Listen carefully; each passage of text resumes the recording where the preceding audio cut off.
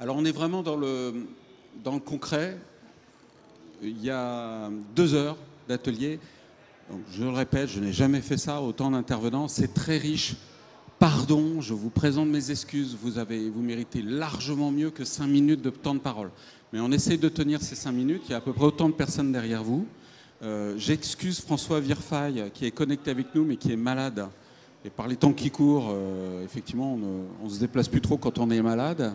Et de ce fait, il ne peut pas intervenir parce qu'on ne peut pas faire de visio pour des problèmes techniques de la DIRMED.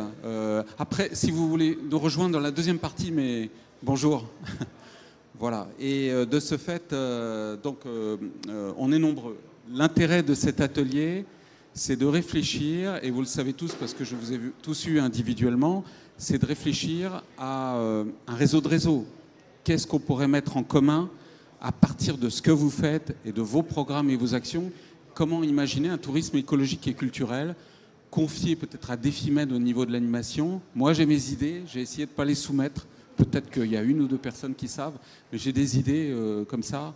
Alain, je vais en donner une hier. Bon, voilà. Donc, on réfléchit. Vous avez, comme vous voulez, mais vous avez 5 minutes. 1 minute pour vous présenter quand même, parce que c'est quand même formidable ce que vous êtes.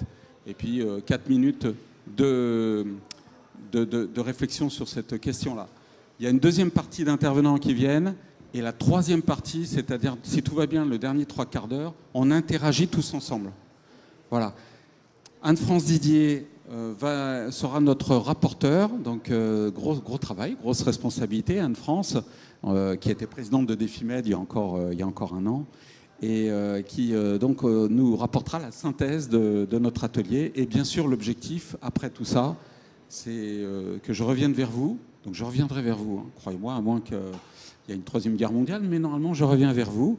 Et je verrai avec vous après pour travailler plus concrètement sur ce qu'on pourrait imaginer ensemble. Voilà, donc on va commencer avec le Var, avec Anne-Cécile Audrat et Nicolas Houdard qui se sont présentés tous les deux. Je représente Anne-Cécile qui est chargée de mission pour Défimed, mais qui a créé aussi les Authentiques, hein, donc une agence qui permet de découvrir dans le Var les terroirs, justement, et la dimension écotouristique, notamment à travers les domaines viticoles. Tu reprendras si je dis trop de bêtises, mais voilà. Et qui travaille pour le programme Leader que Défimed a gagné pour la Provence verte Sainte-Baume, dans la valorisation notamment des patrimoines immatériels.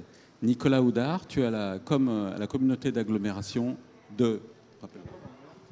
La Provence verte. D'accord. Provence verte, et tu étais encore récemment, et tu as été de nombreuses années directeur de l'Office de tourisme de Provence verte. À vous, vous avez un micro. Oui, rebonjour à tous. Peut-être en quelques mots expliquer simplement ce qu'on fait sur ce territoire varois.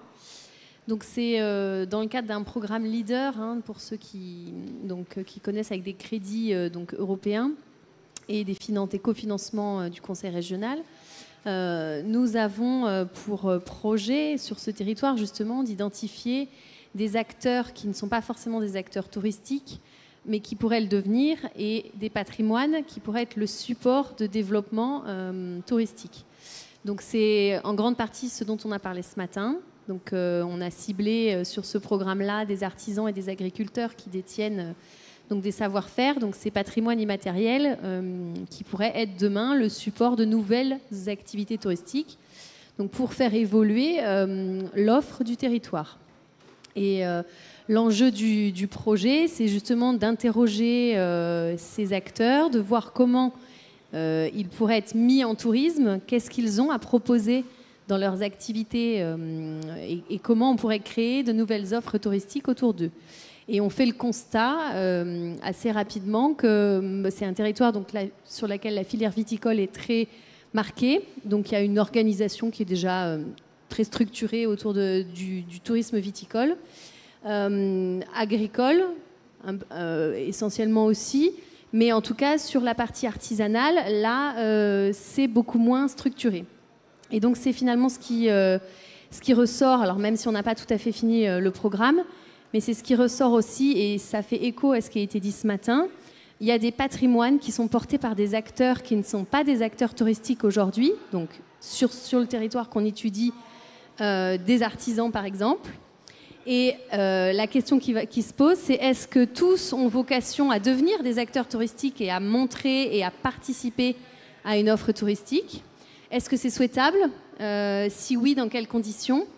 Et finalement, comment les accompagner pour ceux qui le souhaitent à devenir des acteurs touristiques? Voilà. Et c'est peut-être pas souhaitable que tous les patrimoines fassent l'objet d'une activité touristique. Donc c'est aussi, voilà, c'est pour ça que c'est finalement le travail qu'on fait sur ce territoire-là fait bien écho à ce qu'on a dit ce matin.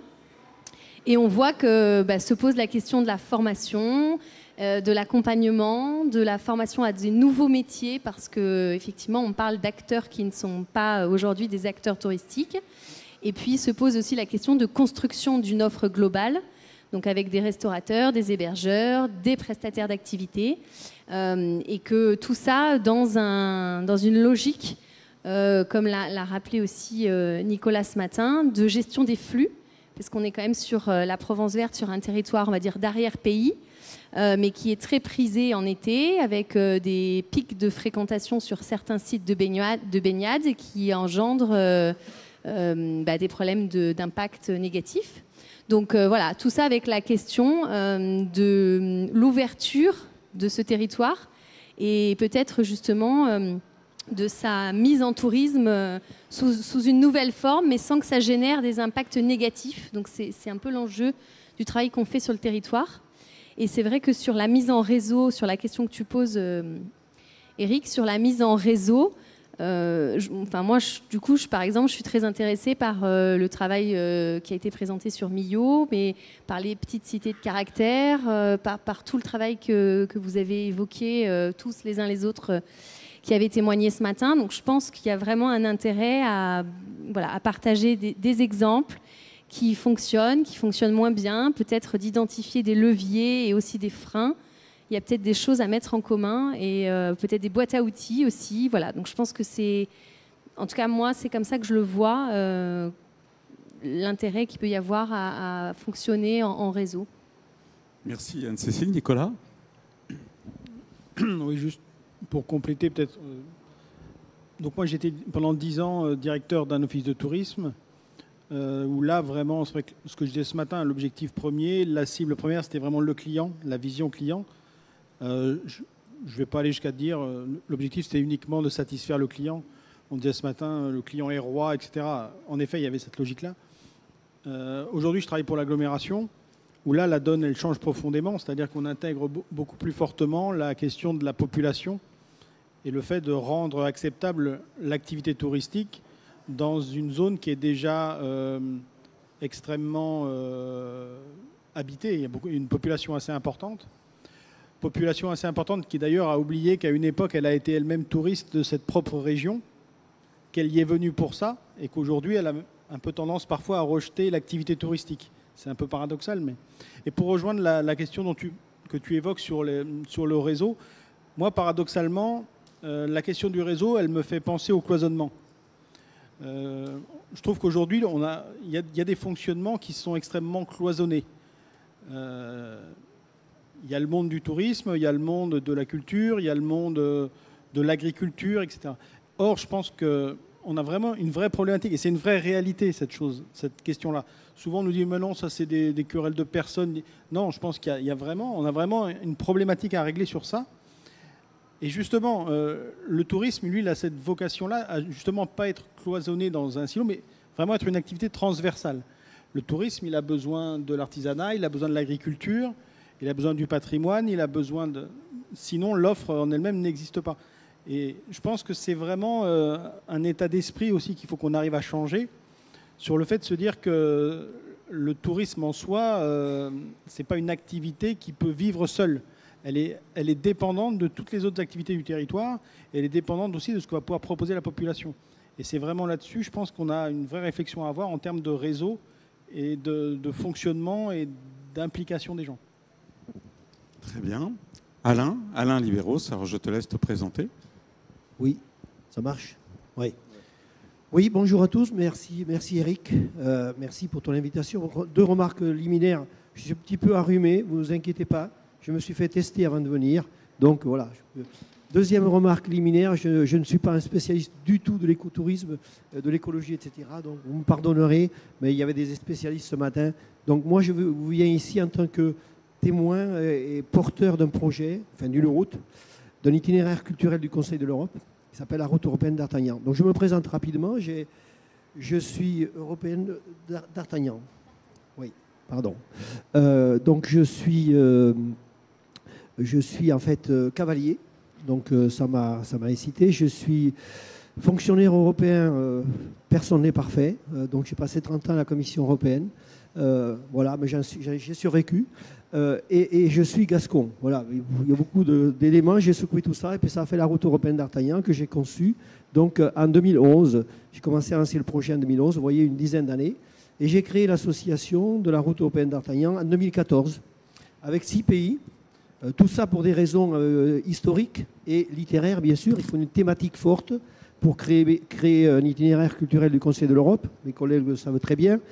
J'ai l'avantage d'être le plus jeune ici d'ailleurs, hein, puisqu'on me l'a dit, j'en suis très fier. Voilà, puisque nous avons été le dernier certifié par le Conseil de l'Europe au mois d'avril dernier. Il y en aura d'autres, bien sûr. Et donc voilà, c'est une thématique assez forte. Pourquoi? Parce que D'Artagnan, vous le savez, il est connu dans le monde entier. Pas parce qu'il a vécu, mais parce que ce sont les 3 mousquetaires, en gros, qui ont fait la réputation de D'Artagnan. Mais bon, on va surfer sur cette notoriété pour porter donc cet itinéraire qui est assez spécifique, puisque au départ, quand même, la thématique forte, c'est l'équestre. Alors, par rapport à cela, donc, nous, on s'est fixé 2 objectifs. Le premier, c'est d'être certifié, c'est fait. Et le deuxième, c'est d'en faire un itinéraire culturel du Conseil de l'Europe qui soit populaire, je dirais, au sens propre du terme, c'est-à-dire qu'il soit connu et bien connu. Je crois que nos collègues ont aussi cette approche-là. On a travaillé le ministère de la Culture. Malheureusement, les itinéraires aujourd'hui culturels ne sont pas très connus. Alors peut-être c'est un avantage pour certains, pour moi c'est un petit peu un inconvénient, parce que j'ai parcouru le Saint-Jacques-de-Compostelle, qui est un autre modèle, et qui montre quand même qu'il y a une certaine ferveur et une certaine appétence des gens sur ces itinéraires. Pourquoi? Pour 3 raisons fondamentales. La première, c'est que c'est de l'itinérance douce. Aujourd'hui, on est en plein dans le thème, quoi. Bon, voilà.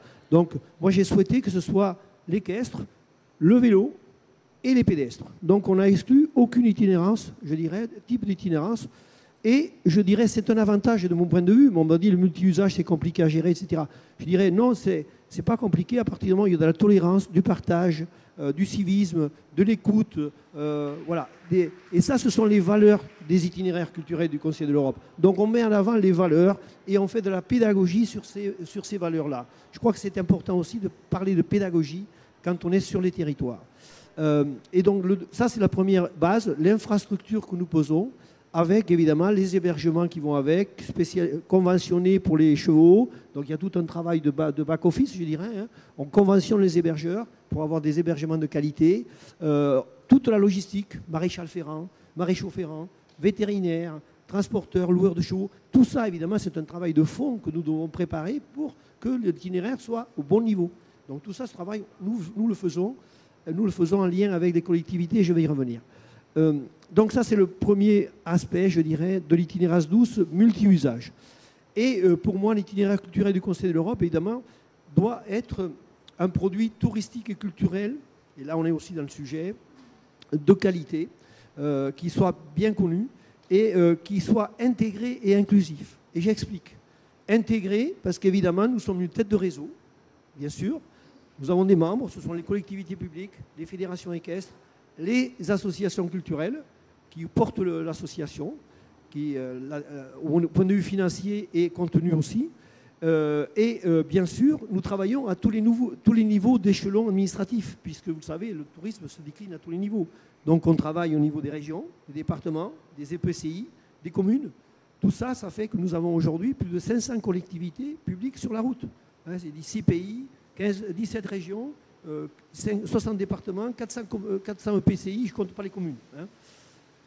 Tout ça, ça s'intègre. On travaille avec eux. J'ai préparé des conventions de partenariat avec eux qui déclinent l'ensemble de la chaîne de valeur de la route. Et donc là, je viens sur le volet inclusif. Inclusif, ça veut dire que ce n'est pas uniquement passer à cheval ou se promener sur la route. C'est que nous définissons des outils, je vais arrêter là. Nous avons défini des outils au sein de l'association, au niveau de la gouvernance centrale, pour que les partenaires et les collectivités et l'ensemble des partenaires se saisissent des outils. Je les cite. Il y en a 4. Un, c'est le volet événementiel. Nous avons 172 hauts lieux historiques et littéraires sur la route, définis par une commission historique. Versailles, Chantilly, enfin je ne vais pas le nommer, des petits lieux. Lupiac, avec 400 habitants. Voilà. Il y a des petites communes. Mais ce sont des hauts lieux historiques de la route. Donc ça c'est identifié. Deuxième volet, donc c'est valorisation culturelle, avec des événements derrière. Je n'ai pas trop le temps de détailler. On va faire les 400 ans de la première compagnie des mousquetaires. L'année prochaine, j'ai pas le temps. Voilà. Deuxième volet, c'est le volet, bien entendu, pédagogique. Une école des jeunes mousquetaires européens. Formation à l'équitation, escrime, citoyenneté européenne, niveau école élémentaire, niveau collège. Et tout ça, ça tourne déjà. 150 fiches pédagogiques qui ont été faites avec l'éducation nationale. J'arrête là, vous avez des questions, vous venez vers moi. Troisième volet, le volet social. Nous sommes membres de l'Organisation internationale de tourisme social. 40 pays derrière. Donc on va porter le tourisme pour tous. Familles modestes, handicapés, etc., etc. Oui, dans la route d'Artagnan, il va y avoir ce dispositif qui vont exister. Et le quatrième volet, c'est le patrimoine équestre, porté à l'échelle européenne. C'est-à-dire créer une académie européenne, équestre européenne d'Artagnan, qui sera, je dirais, un peu l'ensemble des académies nationales. Et là, on ira au-delà des 6 pays, dans les 12 pays qui ont une culture équestre. Et ça veut dire que concrètement, c'est faire revivre des haras, du patrimoine matériel et immatériel sur la route. Je m'arrête là. Réseau des réseaux ? C'est-à-dire comment tu pourrais imaginer de greffer à d'autres réseaux animés dans un seul réseau ? Bien entendu, tout ce que j'ai entendu ce matin m'incite que... on a déjà pris des contacts avec d'autres collègues, bien sûr, et je pense que c'est bien que les têtes de réseau puissent travailler ensemble sur des... Mais je dis, là aussi, c'est des problématiques peut-être concrètes. On a des actions à mener, il ne faut pas vouloir tout faire ensemble. Il y a peut-être des actions avec certains partenaires, ce sera de la promotion, avec d'autres partenaires, ce sera le volet pédagogique. Donc il faut qu'il y ait une plus-value pour chacun des partenaires. C'est comme ça que je conçois les partenariats. Donc à partir de là, évidemment, c'est ouvert. Je pense qu'il y a matière, Eric, à faire des choses avec tout ce qu'il le souhaite, mais il faut le faire de manière concrète, organisée, et que ça ait une plus-value pour chacun des têtes de réseau, parce que sinon, ça n'a pas de sens. Merci beaucoup. Merci Alain. Sandrine Modolo. Alors, rebonjour. Donc, voilà, comme je vous disais ce matin, je représente la route des Phéniciens. Un itinéraire qui est un peu plus âgé que mon collègue d'Artagnan, puisque la route des Phéniciens va fêter en 2023 ses 20 ans. Donc c'est un des plus anciens itinéraires culturels de l'Europe qui siège en Italie, en Sicile, puisque c'était le ministère du feu tourisme italien qui avait promu justement l'itinéraire. Et la route des Phéniciens va naître comme l'itinéraire du dialogue interculturel en Méditerranée, en se basant sur les civilisations antiques justement qui ont côtoyé, qui ont traversé la Méditerranée par voie maritime ou voie terrestre. Donc aujourd'hui, la route des Phéniciens, ça se définit justement par un réseau, de réseaux, puisque sur ces différents territoires, elle fonctionne en réseau, que ce soit en Italie, en Espagne ou sur d'autres territoires.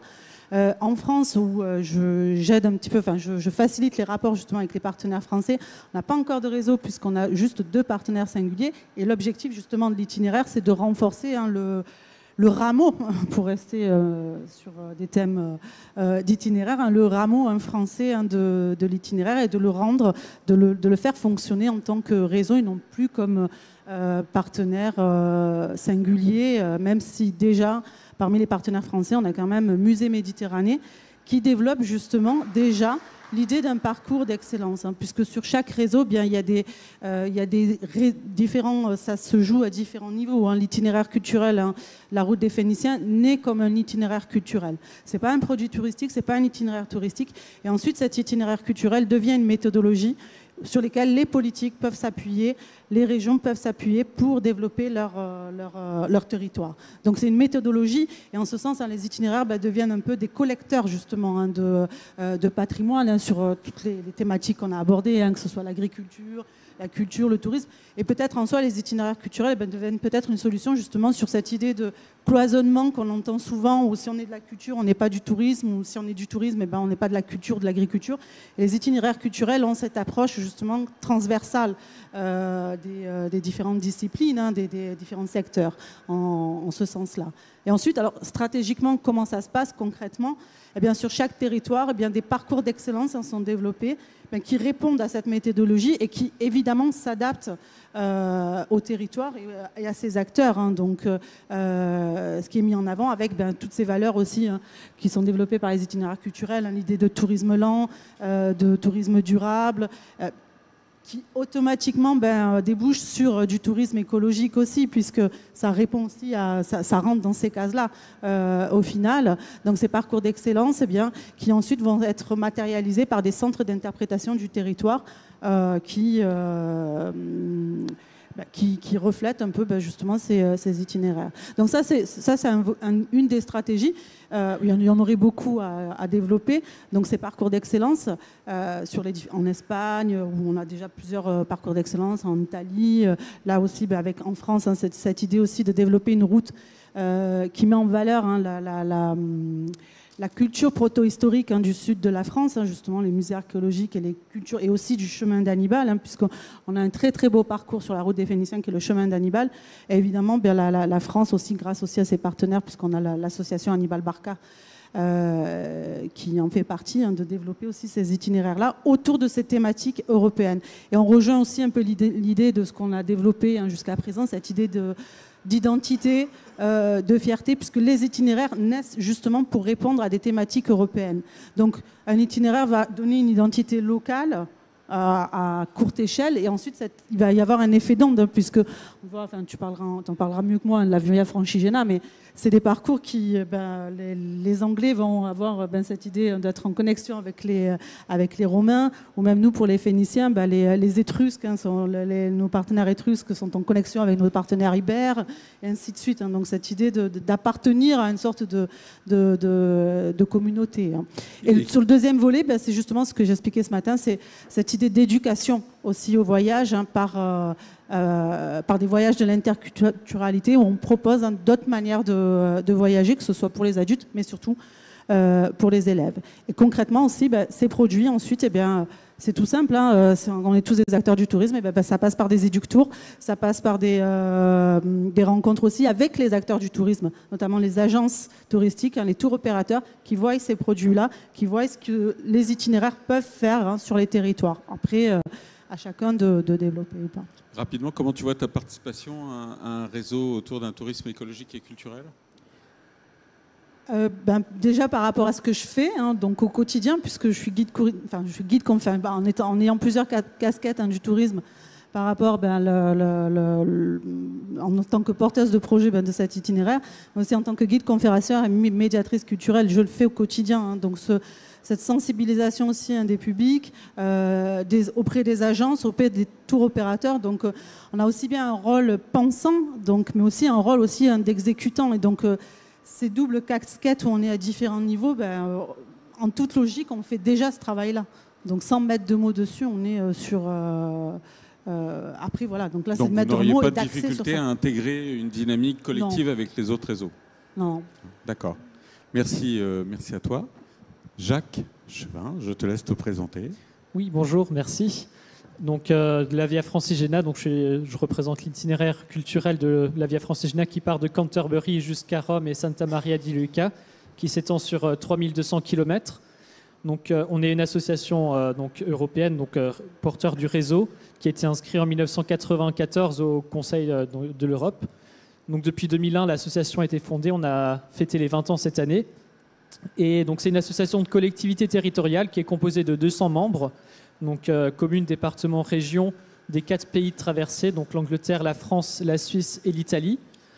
Et donc, on œuvre beaucoup pour la valorisation, la promotion de l'itinéraire. On est en partenariat également avec 80 associations locales de patrimoine, de randonnée, tout au long de l'itinéraire.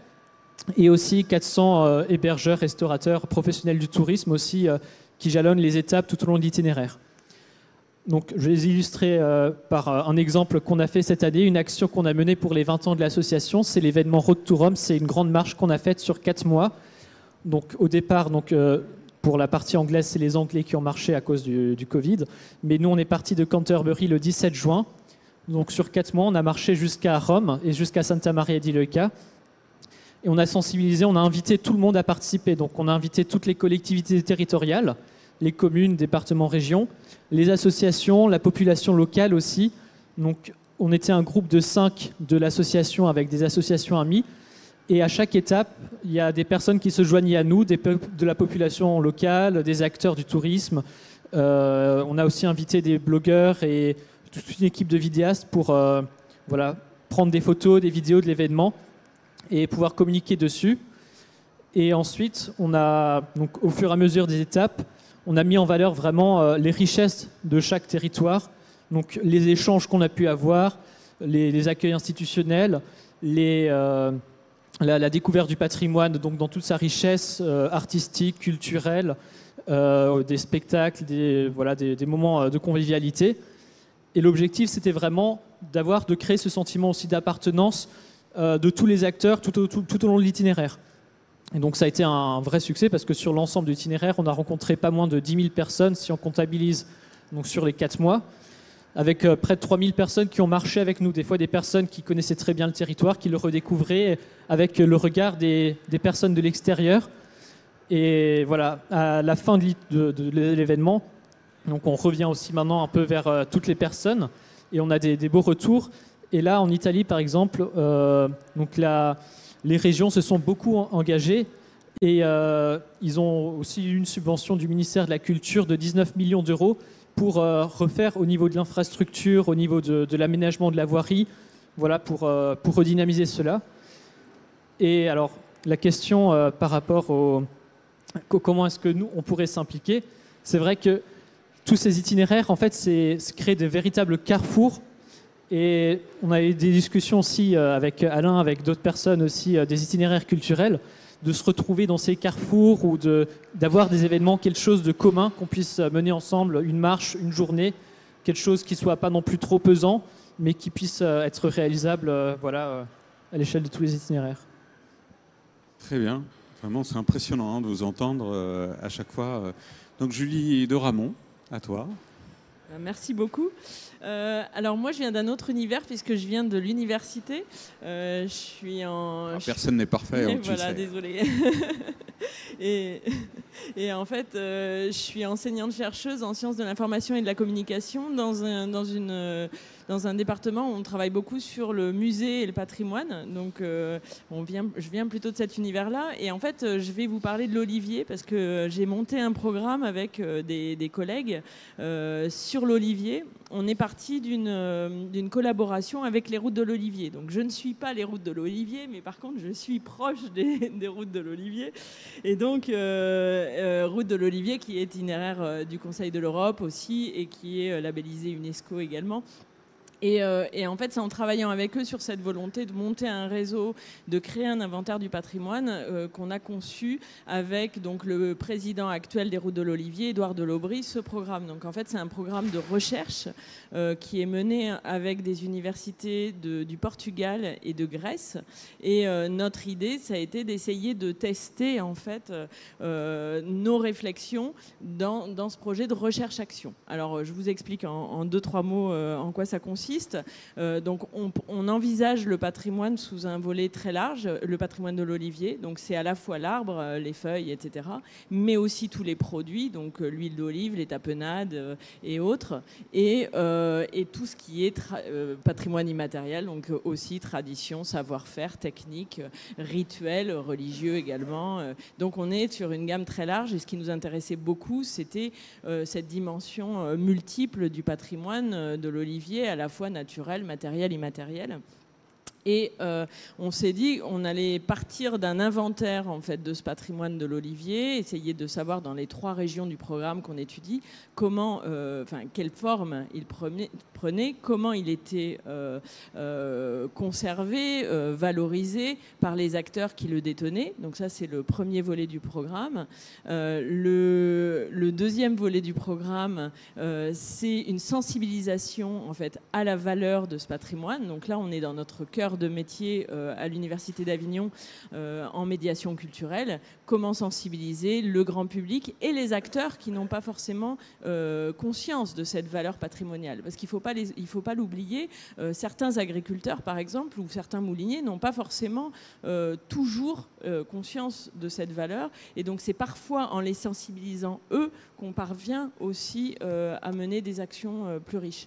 Donc là, on développe tout un volet d'exposition, une plateforme numérique, un documentaire, des événements aussi autour de la dégustation, évidemment, pour essayer de sensibiliser donc, le grand public et ses acteurs. Et on va tester ces dispositifs. On va essayer d'avoir un regard rétroactif sur ces dispositifs.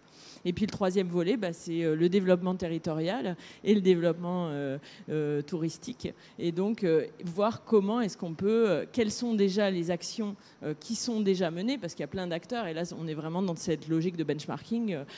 Quelles sont les actions qui sont menées dans les 3 pays, quelles sont les bonnes pratiques qu'on peut diffuser. Donc là, vraiment, cette création de réseau et en même temps, la formation des acteurs avec un MOOC et des recommandations. Donc, on est vraiment dans cette logique transversale avec le patrimoine au cœur de ces réflexions qui vont jusqu'au tourisme, mais qui n'est pas le seul but. Après, pour ce qui est de la dernière question, comment réfléchir à ce réseau des réseaux et comment envisager cette participation, là, c'est tout simplement par la formation et la recherche, je pense. En venant de l'université, c'est le plus facile, mais en même temps, c'est une valeur ajoutée, c'est-à-dire de mêler les étudiants. Là, ce projet va être, par exemple, en partie mené par des étudiants. J'en ai qui sont en train de faire des enquêtes actuellement sur l'Olivier et donc qui participent concrètement au projet. À partir de janvier, les étudiants vont participer à la conception de l'exposition qui sera donnée dans 1 an et demi au musée de Salagon. Et puis évidemment la recherche en essayant de tester les dispositifs qu'on propose, parce que l'idée c'est d'agir, mais aussi d'essayer d'avoir ce retour un peu critique sur nos actions. Très bien, merci beaucoup. Ça donne vraiment envie d'aller plus loin. Et Philippe Verguin. Bonjour, Philippe Verguin, je travaille au ministère de la Culture, nul n'est parfait. Je suis archéologue de formation, mais je suis dans l'administration depuis déjà un moment. Et en ce moment, je suis chargé de mission auprès du délégué ministériel à la préparation pour la dimension culturelle des Jeux Olympiques et Paralympiques de Paris 2024, ce qu'on appelle l'Olympiade culturelle, mais au-delà de l'Olympiade culturelle qui commence en ce moment, il y a toute une série de mesures qui font partie des politiques que le ministère de la Culture compte engager, s'appuyant sur les Jeux Olympiques pour renforcer, conforter ces politiques, certaines politiques dont Nicolas vous a déjà parlé tout à l'heure, et notamment des mesures qui concernent le tourisme culturel. Parmi ces mesures, c'est celle qui m'amène sur ce plateau aujourd'hui, il y a une mesure, la mesure 117, qui est de permettre la certification par le Conseil de l'Europe d'une route culturelle du patrimoine sportif. Ça, c'est le libellé de la mesure, s'inspirant très largement de suggestions, j'imagine, de Nicolas Monco, mais aussi d'une bonne connaissance de l'ensemble du réseau des itinéraires culturels qui vous ont été présentés.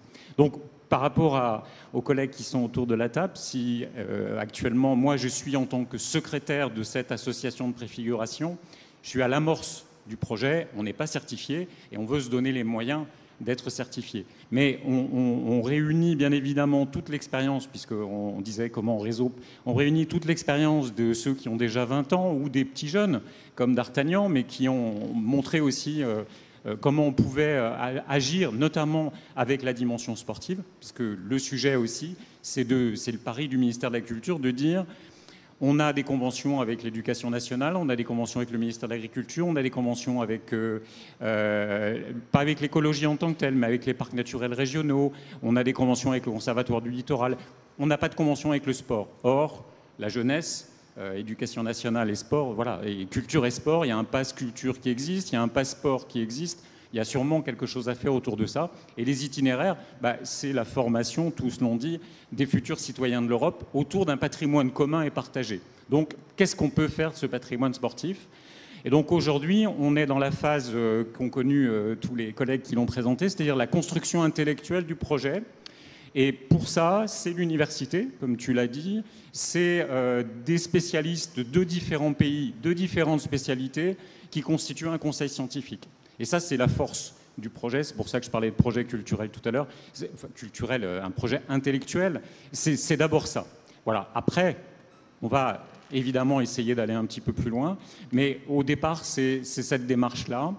Et derrière, il nous a semblé être important de mettre l'accent dans cette association de préfiguration sur des partenaires incontournables. Le premier, ça a été le monde du sport.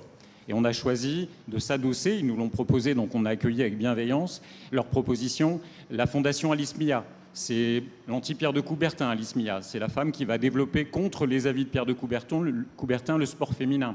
Donc c'est affiché dès le départ que l'émancipation des individus, hommes et femmes, peut passer aussi par le sport. Voilà, le sport fait pas tout n'est pas beau, mais il peut y avoir aussi des éléments par rapport à ça. Et donc on a envie de mettre ça en valeur. Et la deuxième préoccupation qui nous est arrivée très vite, c'est de dire on va avoir besoin, pour être certifié, d'être exemplaire en matière de tourisme durable. C'est le mot qui est employé dans le Conseil de l'Europe. Qu'est-ce que ça veut dire derrière ça? D'où notre rencontre, déjà un peu travaillée, mais notre rencontre avec Defimed en disant venez nous rejoindre, nous on a envie de travailler avec vous là-dessus, de s'associer aux pratiques qui existent déjà par rapport à nos collègues. Sur les paysages, on sait que la Via Francigena en Italie avait déjà développé un programme tout à fait remarquable et intéressant autour du paysage. Il y a D'Artagnan par rapport au patrimoine équestre et à l'escrime et à ses dimensions physiques. L'itinérance 12 dont parlait tout à l'heure Alain, voilà, c'est des exemples extrêmement concrets. Donc adossons-nous à ça et essayons de proposer ça. Et il s'avère que ce télescope, avec le plan dont on a parlé, annoncé par le Premier ministre samedi dernier, il y a une mesure portée par le ministère des Sports qui est de valoriser le tourisme sportif. Alors qu'est-ce que ça veut dire? Et nous, c'est ça qui nous intéresse, nous interpelle aujourd'hui. Ça peut être le tourisme autour du patrimoine sportif. Quand on parle de patrimoine sportif, c'est comme tous mes collègues, le patrimoine dans toute sa diversité.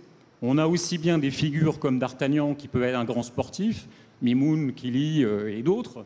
On peut avoir des trajets comme les itinéraires de pèlerinage. Le Paris-Roubaix, on peut le faire à pied, on peut le faire en vélo, on peut le faire à cheval. Voilà. On peut avoir des itinéraires aussi en canoë. On l'a vu tout à l'heure avec Gavarni. Et on peut penser à l'itinéraire Stevenson, qui n'est pas autour de la table, mais dans le nord de la France, la découverte, on connaît plus Stevenson et son âne dans les Cévennes, mais il y a Stevenson en canot à la frontière franco-belge. Donc voilà, on a ces itinérances douces qui sont des moyens de faire aussi du sport dans une logique qui n'est pas une logique de compétition, qui est du sport santé, du sport bien-être, du sport découverte de soi et découverte du territoire et respect du territoire.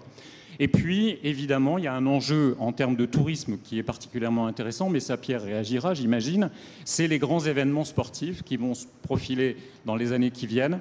On va avoir en 2023 les mondiaux de ski alpin, on va avoir la Coupe du monde de rugby, on va avoir les Jeux olympiques et paralympiques. Alors évidemment, derrière, c'est le tourisme international, mais ne serait-ce que la Coupe du monde de rugby, pour l'avoir regardée d'un peu près et d'un petit regard anthropologique lors de la précédente Coupe en France, on a un public très particulier qui vient.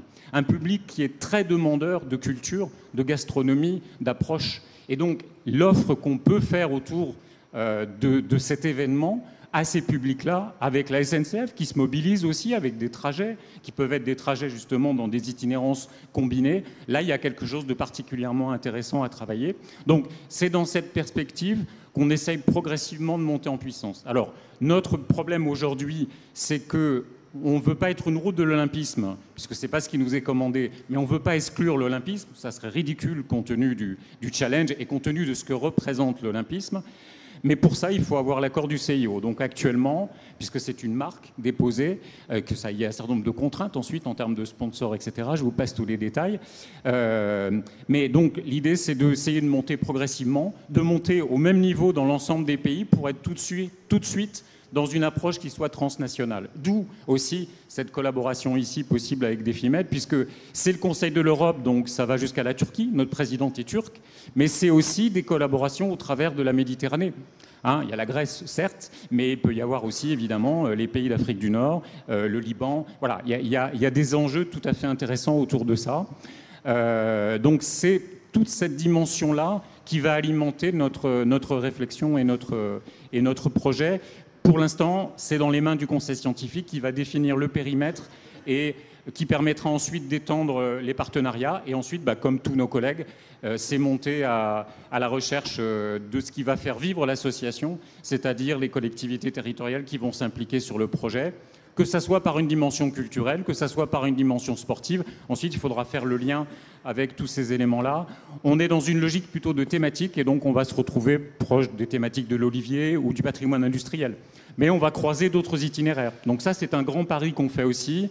Et ils ne sont pas là, donc je peux me permettre d'en parler. Avec les Vikings, on va mettre Hastings, la bataille d'Hastings, dans l'itinéraire culturel du patrimoine culturel, parce que le rugby, il est né à Hastings. C'est les Normands, les Vikings, qui apprennent aux Anglais aussi bien à manger autrement, avec les noms normands qui vont remplacer les noms saxons pour les animaux, mais en même temps avec l'ancêtre du rugby. C'est peut-être des légendes, mais cette dimension légendaire et imaginaire, elle est intéressante à mettre en avant. On va aller évidemment à Menton avec Wabilis, pour toujours parler du rugby.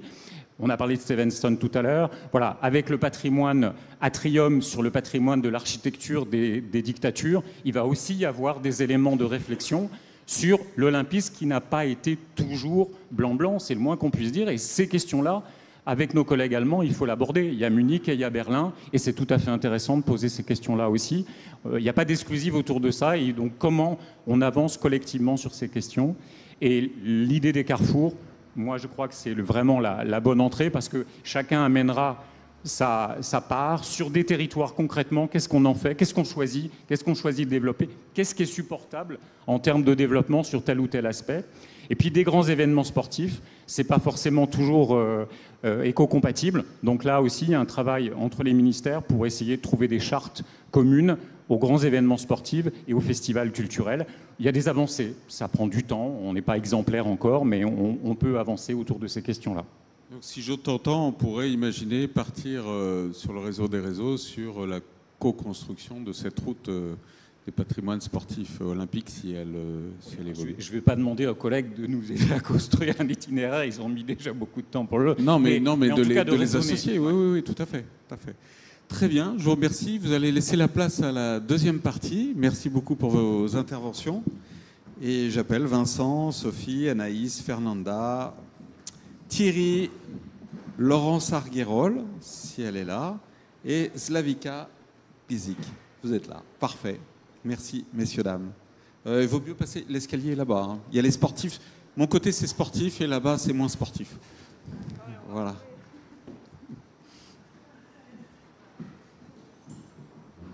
Oui, je pense que c'est Alain qui a laissé sa veste. Hein. C'est pas grave.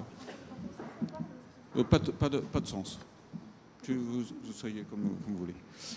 Là, on quitte un peu les itinéraires culturels européens, les programmes, pour s'appuyer plus sur des exemples d'organisations et d'associations qui travaillent au courant ou qui se lancent dans des réseaux. Et là également, même question, présentez-vous de manière courte et puis votre réflexion sur l'idée d'un réseau de réseaux, comment vous pourriez imaginer vous insérer dans une dynamique collective et commune à tous les réseaux, privilégiant un tourisme écologique et culturel. Alors je vais suivre ma liste pour être très respectueux vis-à-vis de ce que j'ai préparé. Donc Vincent, je te laisse te présenter. Vincent Tricard. Bonjour à tous, Vincent Tricard. Donc moi, je suis le directeur opérationnel de l'Institut du tourisme Côte d'Azur, qui est un institut tout jeune puisqu'on a été créé au mois de juillet de cette année. Et c'est un institut universitaire. Donc on est l'Institut de l'Université Côte d'Azur. Donc nous, aujourd'hui, effectivement, on a développé plusieurs domaines d'activité stratégique et de recherche au sein de notre institut, dont un qui a effectivement un lien important avec la journée d'aujourd'hui, ou deux, on va dire. Il y a l'aspect patrimoine. Patrimoine au sens qu'une grande partie des laboratoires qui sont impliqués dans notre institut sont des laboratoires de sciences humaines et sociales qui vont avoir effectivement un apport assez important en termes de recherche sur la question patrimoine. On a aussi un axe qui est finalement transversal et qui a du sens, ça nous ramène un peu vers l'écotourisme, c'est le développement durable. Donc effectivement, aujourd'hui, nous, on essaye de travailler, de mettre en place des projets de recherche appliquée. C'est vraiment notre volonté au profit des territoires, de valoriser notre territoire. Un aspect qui a été abordé aussi, qui a un grand intérêt, parce qu'on a des chercheurs qui ont cet intérêt-là, c'est d'essayer effectivement de développer des produits sur un territoire, sur un ensemble, sur effectivement un effet réseau, donc avoir des circuits thématiques. Aujourd'hui, ce qu'on essaye de faire, on a 2 projets assez intéressants. Le premier est effectivement de mettre en place un cycle de conférences sur notre propre territoire de la Côte d'Azur, où le patrimoine sportif est un des éléments clés. Et donc, d'avoir cet effet de mailler notre territoire sur des thématiques qui intéressent ces territoires-là. L'autre point, effectivement, est lié sur l'aspect sportif. On en a parlé aujourd'hui pas mal, on vient d'en parler juste un instant, avec plusieurs éléments, comme l'a dit Philippe, le sport dans toutes ses dimensions, que ce soit effectivement l'aspect patrimoine sportif, l'aspect sport bien-être, sport santé. Et il y a effectivement ce lien patrimoine sportif où nous, on a la possibilité de pouvoir développer ça au sein de notre université avec un saut qu'on pourrait effectivement apporter dans un réseau de réseaux, c'est-à-dire qu'on a des enseignants-chercheurs qui vont pouvoir apporter des éléments scientifiques vulgarisés pour un public non averti, donc avoir un intérêt touristique, de pouvoir développer des produits touristiques. Effectivement, là où il va falloir avoir un intérêt, c'est de pouvoir amener une dynamique durable, d'avoir un effet durable pour les territoires, puisque l'objectif n'est effectivement pas d'avoir un effet de masse, mais un effet plutôt intelligent. Quelque chose qui pourrait être fait effectivement pour un territoire, puisqu'on a parlé de classement UNESCO, on a aujourd'hui un classement UNESCO qui a été fait à Nice, et c'est de pouvoir amener cet aspect écotouristique, un nouvel aspect écotouristique sur ce projet qu'il va falloir mettre en place. Maintenant qu'il y a eu le classement, il y a des choses à faire. Donc là, à l'université, nous, on est en train de monter un partenariat avec la mission Nice Patrimoine Mondial. Il y a effectivement aussi un autre projet qu'on a, nous, au niveau de l'université, qui s'appelle TEPAS, qui est sur le patrimoine sportif, qui est donc du coup là une mise en réseau de patrimoine sportif. Alors on a parlé de Webelis, par exemple, effectivement, ça c'est d'intégrer de la création de la terre battue, donc tout un tas de choses qu'on peut mettre en place. Et ce qu'on peut aussi amener dans un réseau de réseaux, c'est qu'on a la particularité aujourd'hui d'être aussi dans une université européenne. Aujourd'hui, plusieurs universités sont dans des réseaux d'universités européennes. Et donc aujourd'hui, on est dans une université avec 6 universités. Donc l'université UCEUS, elle s'appelle comme ça, l'université européenne, où on a, par exemple, donc l'Espagne, l'Italie, l'Autriche, la Finlande et la Slovaquie. Si on parle effectivement d'une route de patrimoine sportif olympique, par exemple, là, sur les pays que je viens de citer, on a déjà 5 pays qui ont un patrimoine sportif olympique puisqu'ils ont déjà accueilli les Jeux olympiques d'hiver ou d'été. Donc on a, à mon sens, ce que l'université peut apporter, et il y a aussi un label de notre propre université. Pourquoi ? Parce qu'on est une des seules universités françaises, on n'est que 9 aujourd'hui actuellement, à avoir un label qui a été donné par un jury international qui s'appelle le label IDEX. Donc aujourd'hui, l'université Côte d'Azur, anciennement université Nice Sophie Antilles pour ceux qui la connaissent, c'est pas juste une université qui rappelait la plage et les palmillotes. Aujourd'hui, c'est une université reconnue, au moins nationalement, mais qui a une vocation à se déployer internationalement en termes de recherche intensive. Donc on a effectivement tout un panel de chercheurs et de moyens qu'on peut mettre au profit d'un réseau pour travailler ensemble avec les territoires pour valoriser, d'amener effectivement un saut scientifique universitaire et donc de pouvoir déployer ça, aussi des modèles qu'on peut déployer dans un premier instant de construire chez nous et de déployer à d'autres échelles et notamment sur une échelle européenne du fait de notre présence dans un réseau d'universités européennes. Si on est voisins, c'est chouette. Exactement, sachant que juste pour finir, par exemple, dans cette université européenne, c'est là l'intérêt, il y a un axe tourisme, art et culture et qui est géré par nos amis italiens de Gênes. Donc en plus, on a une proximité géographique qui permet de développer des choses assez facilement. Merci. Merci Vincent. Sophie Guénebeau. Je respecte ma liste. Pardon. Bonjour. Donc je suis Sophie Guénebeau. Je suis directrice ce qu'on a appelé un pôle de compétences dans le domaine de la culture, du tourisme et du sport qui est basé en Nouvelle-Aquitaine, à Bordeaux, et dont l'objet, en tout cas l'objet initial était vraiment de pouvoir rassembler des compétences pour permettre la montée en savoir-faire des opérateurs du secteur pour lever des financements européens. Et évidemment, beaucoup des opérateurs du secteur de la société civile. Ce pôle de compétences, donc aujourd'hui, occupe 10 salariés Et nous travaillons donc sur de nombreux projets dans tous ces domaines, en mobilisant un certain nombre de porteurs de projets, de financement européen, de programmes. Donc ça va de la recherche, Horizon Europe, en passant par Erasmus, beaucoup, pour les projets notamment qui concernent différents publics, scolaires, jeunesse, etc. Creative Europe, sur la valorisation du patrimoine matériel, immatériel, et bien sûr les fonds structurels. Donc aujourd'hui, moi, ce dont je voulais vous parler, c'est ce pôle de compétences finalement s'ouvre en dehors de l'Europe et notamment en direction de 2 zones que sont l'Amérique du Nord sur ces questions, mais également la Chine. Qui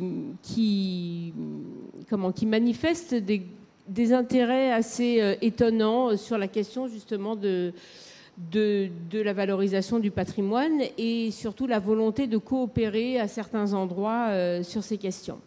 Donc on développe des projets à cet endroit. Par ailleurs, je suis enseignante à l'Université de Bordeaux, à l'Institut d'études politiques de Bordeaux, sur ces financements notamment. Dans nos expériences, ou en tout cas quelle valeur ajoutée on pourrait apporter. Donc on conduit un projet ensemble avec des FIMED qui s'appelle Little Yeti, qui est un projet sur la question de l'implication des jeunes et de l'initiative des jeunes dans le domaine de l'écotourisme. Erasmus+. Erasmus+, bien sûr. Et l'intérêt de ce type de projet, on en a plusieurs, dont un projet dont je voudrais parler, puisqu'on a évoqué beaucoup la question des récits, qui s'appelle European Stories. Il y en a plusieurs, des projets, Rural Stories, Yeti, enfin ils ont tous des noms, voilà, pas possible, puisqu'on est tout à fait libre de les nommer comme on le souhaite. Et ce projet European Stories, je souhaite en parler parce qu'il soulève des questions qu'on a évoquées tout à l'heure. Il rassemble des partenaires, donc beaucoup de l'Est de l'Europe. On n'en a pas trop parlé jusqu'à maintenant, je crois. La Bulgarie, la Roumanie et tous les pays. C'est un peu normal parce qu'on est un peu des FIMED, si tu veux. Donc, c'est vrai. Non, mais on a quand même parlé de l'Europe beaucoup, mais pas trop dans cette direction. Et donc, évidemment, toute la zone Est de l'Union européenne qui pose beaucoup de problèmes sur la question de la préservation du patrimoine, bien sûr. Et donc, avec ces partenaires de Bulgarie, de Roumanie, mais aussi du nord de l'Europe et de l'Irlande, on a travaillé sur des questions économiques et financières. Et vraiment, j'insiste parce que je pense que ce sont des points essentiels sur la question du traitement du tourisme, même du tourisme dit participatif ou contributif, puisqu'on a eu cette discussion hier. Sur ces enjeux, on parlait de ce partenaire avec qui on travaille à Matera, qui s'appelle Matera Hub, et Matera n'en peut plus des touristes. En tout cas, les habitants n'en peuvent plus. Et la question, en tout cas l'approche dans ces projets européens, c'est exactement comme ce qui était dit hier sur comment réguler l'arrivée des touristes par rapport aux habitants et quel rôle les habitants vont avoir dans la régulation, parce qu'ils ne supportent plus ce tourisme de masse qui est absolument nuisible à tous les niveaux pour la ville.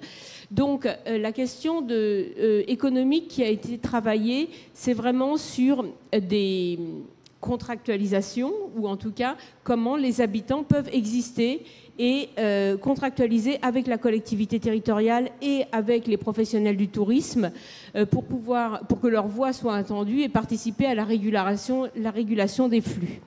Ça a donné des travaux absolument vraiment très intéressants. Je parlais hier de l'IRI, qui a été créé par Bernard Stiegler, qui a beaucoup participé à cela, mais aussi en travaillant sur des modèles juridiques qui existent depuis longtemps, qui s'appellent par exemple la société en participation, ou ce qu'on appelle dans le secteur culturel le contrat de coproduction, et qui associe, sans créer forcément de statut juridique ou d'identité, de personnalité juridique, des structures différentes pour pouvoir mener une expérimentation ensemble. Et les projets européens permettent cela. D'ailleurs, ils sont souvent constitués de cette façon. Les partenariats européens sont des formes de sociétés en participation. Et du coup, moi, ce que je pense sur cette question du réseau des réseaux, vraiment, c'est qu'il peut être intéressant, justement, certes, pour faire des échanges de savoir-faire, mais également pour trouver de l'argent pour pouvoir financer ces échanges de savoir-faire. Et au-delà des échanges, de découvrir ce que l'on fait les uns et les autres, évidemment c'est très important, c'est de pouvoir expérimenter des choses. Alors, expérimenter bien sûr dans le domaine du tourisme, de l'environnement, de la santé, etc., mais également sur ces questions juridiques et sur ces questions économiques, parce que je pense que c'est en expérimentant dans différents domaines, ce qui existe dans le sport peut s'expérimenter dans le tourisme et inversement, que l'on va pouvoir, en tout cas, faire émerger des solutions. Donc voilà l'intérêt que je vois dans un réseau des réseaux. Merci Sophie, très clair. Tu m'as troublé.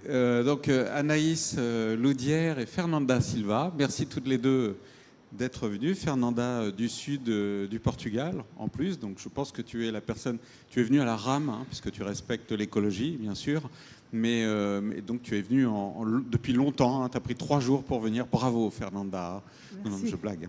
Donc Fernanda, présente-nous un petit peu votre programme avec Anaïs, et Anaïs tu présenteras le réseau, on commence par toi. Fernanda. Oui. Ok, bonjour, je suis Fernanda, je viens de la DPM, Association pour le développement du patrimoine de Mertola.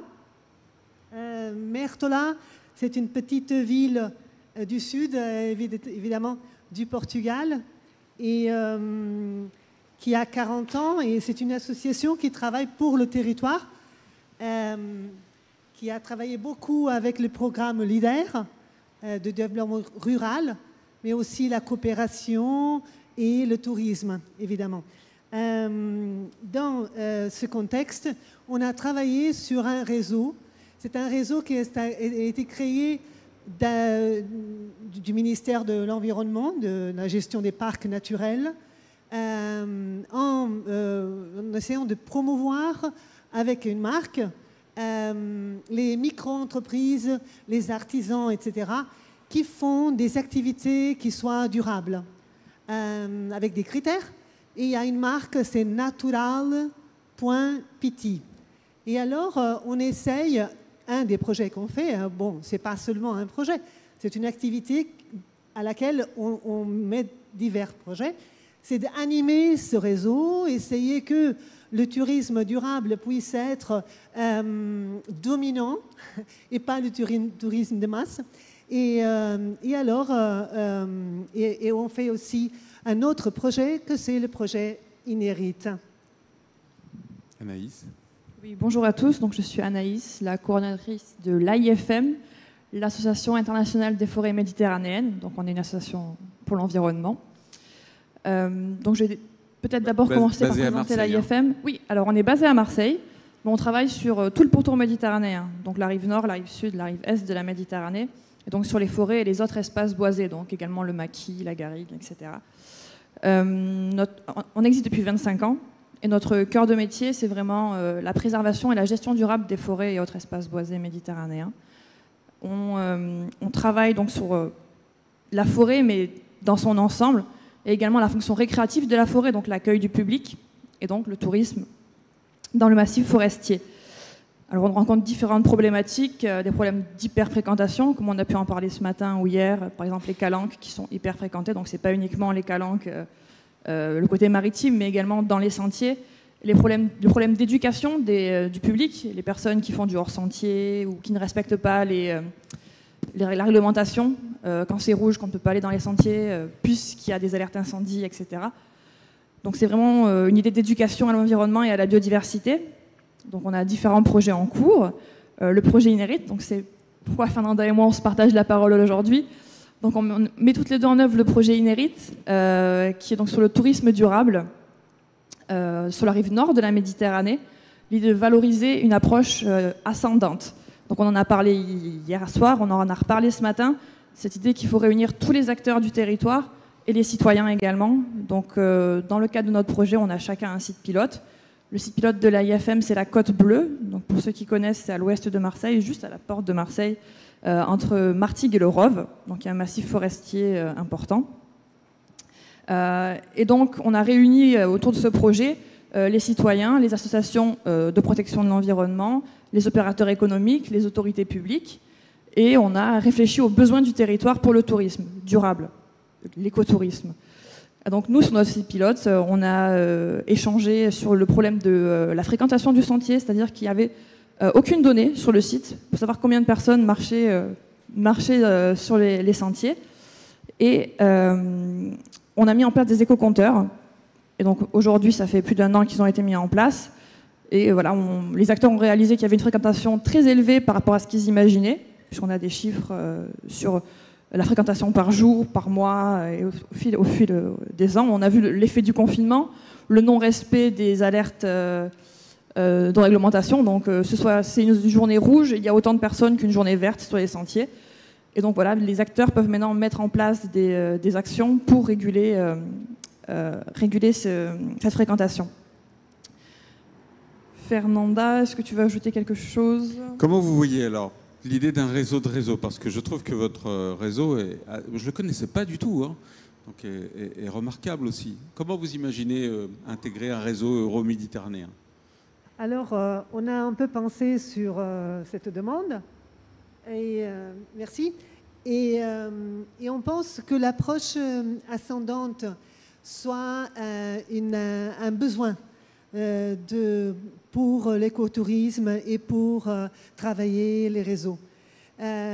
Parce qu'on doit vraiment savoir ce que les habitants pensent sur son territoire.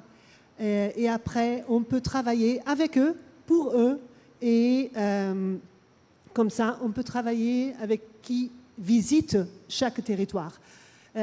Alors, je pense que le mot-clé ascendant peut être un apport pour... en français, bottom-up, hein, donc c'est ça. En français, oui, en bon français. En bon français. Également, nous, on est donc un réseau. On a un réseau d'à peu près 1600 personnes sur la forêt, donc les praticiens de la forêt, les gestionnaires, les propriétaires, les associations, etc. etc. Et donc cette idée de réseau des réseaux, c'est aussi pour un peu décloisonner le tourisme. Enfin, je répète ce qui a déjà été dit plus tôt, mais voilà, on travaille. La forêt peut-être a cette habitude de travailler un peu dans son coin, alors qu'il y a des synergies à faire, il y a des choses à faire ensemble. Et c'est une bonne occasion de se coordonner, de voir ce qu'on peut faire ensemble et s'y mettre. Il y a un vrai potentiel. Merci à toutes les deux et merci Fernanda pour ton excellent français une nouvelle fois. Je suis toujours impressionné. On aurait dû avoir donc, je disais, François Virfaille. Alors François ne peut pas intervenir, il est souffrant.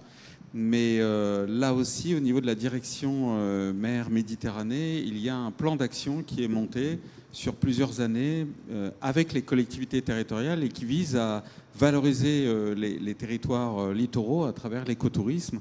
Donc il serait venu exposer ça et il est prêt à impliquer des collectivités territoriales et des expériences pilotes qui sont montées. On l'a dit ce matin, Hervé l'a dit et Nicolas connaît aussi ça, mais le Conservatoire du littoral travaille depuis longtemps sur la valorisation des patrimoines littoraux.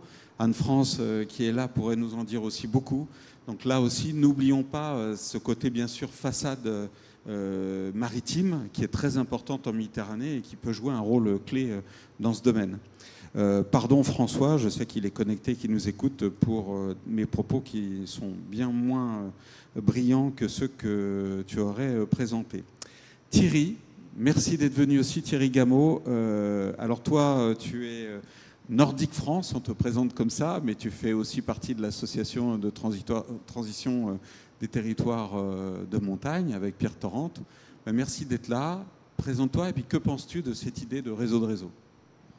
Bonjour à toutes et à tous. Merci de m'avoir invité, Eric. On a d'ailleurs fait connaissance au moment des États généraux de la transition du tourisme en montagne qui ont eu lieu récemment. Et avec Pierre, on a beaucoup travaillé. Alors je vais en dire un mot, mais Pierre en complétera évidemment tout à l'heure. Ce qui m'a paru le plus intéressant dans l'organisation de ces États généraux de la transition du tourisme en montagne, le terme est un petit peu long, c'est que, à ma connaissance et pour la première fois, on a fait se rencontrer et dialoguer des gens qui ne l'avaient jamais fait. C'est absolument remarquable. Je tiens à le dire, j'ai jamais vu ça. Voilà. Vous avez réussi à mobiliser un monde incroyable. C'est beaucoup de monde et des gens qui ne se seraient jamais assis à table 2 ans avant. Ça, c'est sûr. Voilà, ou alors qui se serait assis, mais en se faisant un regard un peu sombre. Oui, quand vous avez à la fois le syndicat des moniteurs, DSF c'est la chambre syndicale des exploitants de remontée mécanique, et puis Mountain Wilderness, c'est des mondes qui se côtoient, mais qui se côtoient en général dans les tribunaux quand il y a des actions en justice, et pas tellement dans le dialogue. Bon, alors, on ne va pas se mentir, tout n'est pas parfait, chacun est reparti un peu avec ses idées quand même. J'ai eu l'occasion de les revoir tous un petit peu après. On dit ouais, c'était sympa ton truc, mais enfin bon, vivement que la neige arrive et que le monde d'avant revienne le plus vite possible. Ok, n'empêche que ce contact a eu lieu, et moi j'ai joué ce rôle en complicité bien sûr avec Pierre, de dire à mes collègues, puisque j'ai eu une longue carrière dans l'aménagement de la montagne depuis 40 ans, aussi bien comme fonctionnaire territorial, puis ensuite comme élu associatif ou politique. Bon, donc je connais un certain nombre de gens et j'aurais dit il faut que vous y soyez, quoi. Et donc ils sont tous venus, même parfois c'était un peu entraînant les pieds. Et finalement, je pense qu'on a quand même contribué à un peu plus d'ouverture. Alors bon, ces états généraux se déroulaient dans le cadre de la SURA, donc la stratégie de l'Union européenne pour la région alpine, avec des aides financières importantes des 3 régions concernées, la région Sud, la région Auvergne-Rhône-Alpes et la région Bourgogne-Franche-Comté. Les 3 régions étaient là, la NCT bien évidemment. Donc c'était quand même quelque chose de sérieux. Et maintenant, on nous attend au tournant. Très prochainement à Nice, nous devrons remettre un certain nombre de livrables à ceux qui nous ont financés. Et je les vois comme si j'y étais déjà. La question qu'ils vont nous poser, c'est « et maintenant, qu'est-ce qu'on fait ?» Parce que c'est très bien de discuter, d'échanger, tout ça, mais après, concrètement, comment on s'y prend? Bon, c'est là que les Athéniens s'atteindront.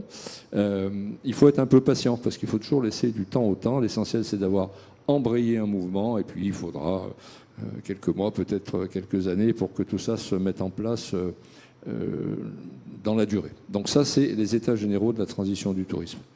La deuxième chose dont je voulais vous parler, c'est Nordic France. Donc, j'ai été, moi, directeur puis président de Nordic France jusqu'à il y a quelques semaines. Alors, qu'est-ce que c'est que Nordic France? C'est une toute petite structure, mais c'est un très grand réseau, justement, de sites nordiques. Alors, un site nordique, il y en a presque 200 en France, des Pyrénées aux Vosges. Ce sont des sites où on pratique essentiellement le ski de fond, mais toutes les activités, pour reprendre les termes exacts de la loi, activités non motorisées, autres que le ski alpin.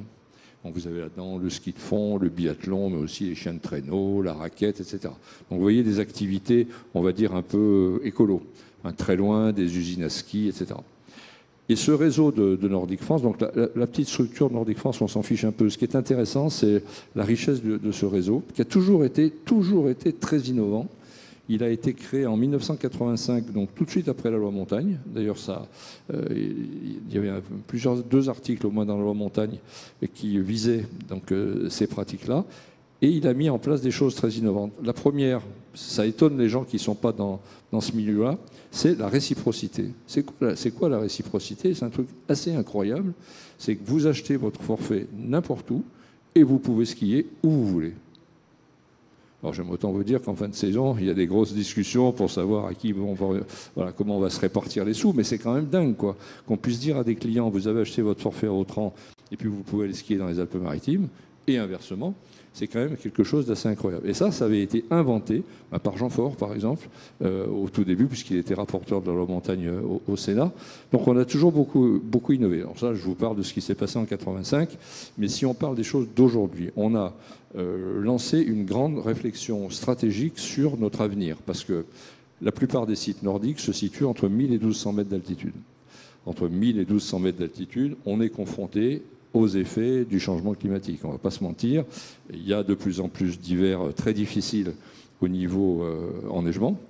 Et alors soit on subit, et puis on se dit ça fera ce que ça fera, et puis voilà, soit on s'adapte, ou encore mieux, on propose autre chose.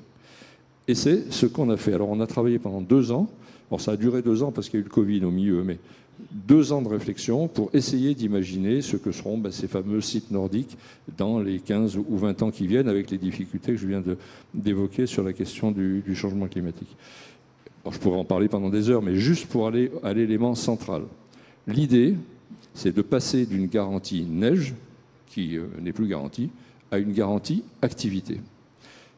Donc de passer de l'hiver où jusqu'à présent, il y avait quand même de la neige, grosso modo, ça arrive à peu près à s'en tirer. Mais bon, il y en aura de moins en moins, donc qu'est-ce qu'on fait le jour où il n'y en a pas? Et puis qu'est-ce qu'on fait le reste de l'année? Parce qu'une saison, quand elle est super, elle dure 3 mois, ça fait 100 jours maximum, mais bon, il en reste 265. Qu'est-ce qu'on fait pendant ces temps-là? Alors il y a déjà plein d'activités, je vous l'ai dit tout à l'heure, chiens de traîneau, raquettes, etc., qui se déroulent l'hiver sur la neige, mais est-ce qu'on peut proposer d'autres choses le reste du temps, le reste de l'année? Alors c'est vraiment l'idée de Nordic France, qui sans doute changera de nom. Au début, on s'appelait France Ski de Fond, il y a 30 ans. Ça, c'est fini depuis longtemps. Maintenant, c'est Nordic France. Mais l'idée, c'est vraiment de passer de cette garantie neige à une garantie activité. Et activité aussi bien l'hiver, neige ou pas, que le reste de l'année. 2 ou 3 petites réflexions que j'ai entendues, enfin, que j'aurais voulu faire dans le cours des exposés. La relation avec les populations locales, elle est toujours entre les touristes et les locaux. Elle peut être parfois difficile, voire conflictuelle. Si je prends l'exemple du massif dans lequel j'ai été élu et où je vis depuis un certain nombre d'années, vous savez, le Vercors, c'est une forteresse, coupée du monde. Hein. Quand les premières routes ont été créées, c'était au début du 19e siècle, pour aller d'Autran où j'habite à Grenoble, il fallait une journée pour y aller, une journée pour revenir. Autant vous dire qu'on n'y allait pas tous les jours. Quand les routes ont été créées, ça a ouvert le massif. Et puis le tourisme est arrivé, alors le tourisme est arrivé plus tard, essentiellement d'ailleurs avec les questions liées à la tuberculose. Il y avait les préventoriums à certains endroits, et nous c'était les sanatoriums, et nous c'était les préventoriums. C'est-à-dire qu'on venait chez nous pour prévenir la tuberculose. Et c'est comme ça finalement que le tourisme a démarré il y a déjà 50 ou 60 ans. Un certain nombre de gens qui étaient un peu des visionnaires ont dit mais il faut que les locaux s'adaptent. C'était des paysans coupés du monde. Comment ils vont accueillir des touristes chez eux? Ils ne savent pas faire. Donc a été créé à ce moment-là un organisme que Pierre connaît bien, qui s'appelle l'AFRAT, Association pour la formation des ruraux aux activités du tourisme. Je dis ça parce que la relation avec les gens du cru est parfois difficile. Revenons au passage des pistes de ski de fond. Quand vous décidez de faire une piste de ski de fond, rien que dans ma commune, il y a 150 km de piste, vous allez passer sur des terrains qui sont privés. Quand vous allez créer une servitude de passage, j'aime autant vous dire que c'est pas simple. Hein. Donc il faut rencontrer les gens, expliquer, convaincre. Ils vous disent oui, puis finalement c'est non, et puis c'est peut-être. Enfin, ça dure des années et des années. Mais si vous emmenez pas les gens avec vous, c'est le blocage et on n'en sort pas. Donc avoir le souci, c'est comme pour les états généraux, d'emmener avec soi des gens qui sont forcément pas toujours convaincus dès le départ. C'est une mission qui parfois est très difficile, mais qui est indispensable parce que si on n'emmène pas les populations locales avec soi, eh c'est le blocage et on n'avance plus. Donc voilà ce que je voulais vous dire. Alors réseau des réseaux, ça me fait venir encore en tête autre chose. l'AFRAT, Tetractis, je ne sais pas si vous connaissez cette association, qui a beaucoup travaillé sur un sentier. Alors il est presque sur la Méditerranée. Il part à côté de Tel Aviv, en Israël, et il va jusqu'à Hébron en passant par Jérusalem. Ça s'appelle donc le sentier d'Abraham. Alors le sentier d'Abraham, c'est très intéressant parce que ce sentier, avec les connaissances qu'avait l'AFRAT, a associé toutes les populations locales, musulmanes ou chrétiennes d'ailleurs, qui vivent le long de ce sentier à l'accueil de touristes. Alors c'est marrant parce qu'on a fait ça en France, dans mon pays, il y a 50 ans. On le fait maintenant en Israël et en Palestine avec ce fameux sentier d'Abraham. Et ça crée des rencontres qui sont extraordinaires, quoi, avec des gens qui n'étaient absolument pas faits pour faire de l'accueil touristique au fin fond de la Palestine, dans des régions quand même plutôt tendues, vous le savez, et qui finalement s'ouvrent grâce au passage de tourisme. Ça se fait uniquement à pied, ça fait 120 km de long. Donc je vous préviens, pour ceux qui veulent faire le sentier d'Abraham, il faut quand même être un petit peu en forme. Mais bon, ça se fait très bien. Et vous aurez l'occasion à ce moment-là de rencontrer tout au long de ce sentier des gens qui se sont formés à l'accueil des touristes sur les bases de ce qu'on avait fait il y a 50 ans dans le massif où je réside, dans le Vercors. Donc, tu veux dire que le réseau des réseaux pourrait s'inspirer de ce sentier? Eh bien oui, par exemple. Et puis même Nordic France, qui n'a pas grand-chose à voir avec la Méditerranée, hein, puisque nous, c'est les Alpes. Enfin, c'est pas les Alpes, c'est la montagne, hein, d'une façon générale. Mais les expériences qu'on a eues, la richesse des propositions qui ont pu se faire dans tel ou tel massif, pourrait peut-être, si c'est utile, je ne sais pas, être apporté comme une contribution de notre réseau au vôtre. Voilà. Merci beaucoup Thierry. C'est énorme. Oui, très bien. Laurence Arguerol, merci d'être avec nous. On ne sait pas, on n'a pas échangé tous les deux avant cet événement et vous avez été invité par le réseau Sites et Cités Remarquables de France à intervenir depuis Grasse. Donc je vous laisse vous présenter et merci d'être là. Merci beaucoup. Donc, je suis effectivement Laurence Arguerol. Je suis chef de projet Ville d'Art et d'Histoire pour la ville de Grasse. Et j'ai la chance de représenter aujourd'hui le réseau, effectivement, Sites et Cités Remarquables. C'est une association que certains d'entre vous connaissent, une association qui existe depuis une vingtaine d'années maintenant, qui regroupe 300 villes et territoires, à peu près 2000 communes, et qui essentiellement va être un élément de développement économique, donc touristique et culturel, du patrimoine de ces communes ou de ces ensembles de communes. Donc, ce réseau rassemble déjà deux réseaux, à la fois le réseau des villes et pays d'art et d'histoire et les villes bénéficiant d'un site patrimonial remarquable. Alors là, je sors un peu de l'écotourisme, je sors un peu de la culture, je sors un peu du tourisme tout court et j'arrive dans l'urbanisme. Oh là là, l'urbanisme paraît quelque chose de bien compliqué et pourtant c'est un des moteurs de ce développement économique, c'est un élément vraiment de ce développement des communes rurales ou urbaines. Et l'association Sites et Cités Remarquables est là pour essayer de faire connaître tous ces dispositifs qui existent au niveau de l'État et va mettre en lien à la fois les techniciens et les élus pour proposer des formations pour bien connaître tout ça. Alors quels sont ces deux réseaux qui sont rattachés à l'association? Tout d'abord le réseau Villes et Pays d'Art et d'Histoire, qui est un réseau qui est mis en œuvre par le ministère de la Culture lui-même, direction architecture et patrimoine, qui est un réseau qui met à disposition des communes et groupements de communes des personnes qualifiées dans la médiation du patrimoine culturel.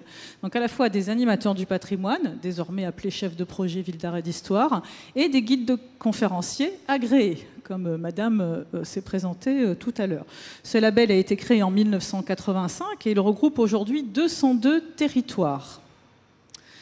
L'autre partie qui appartient à cette association Sites et Cités Remarquables, ce sont les villes, les communes qui possèdent des sites patrimoniaux remarquables, les SPR.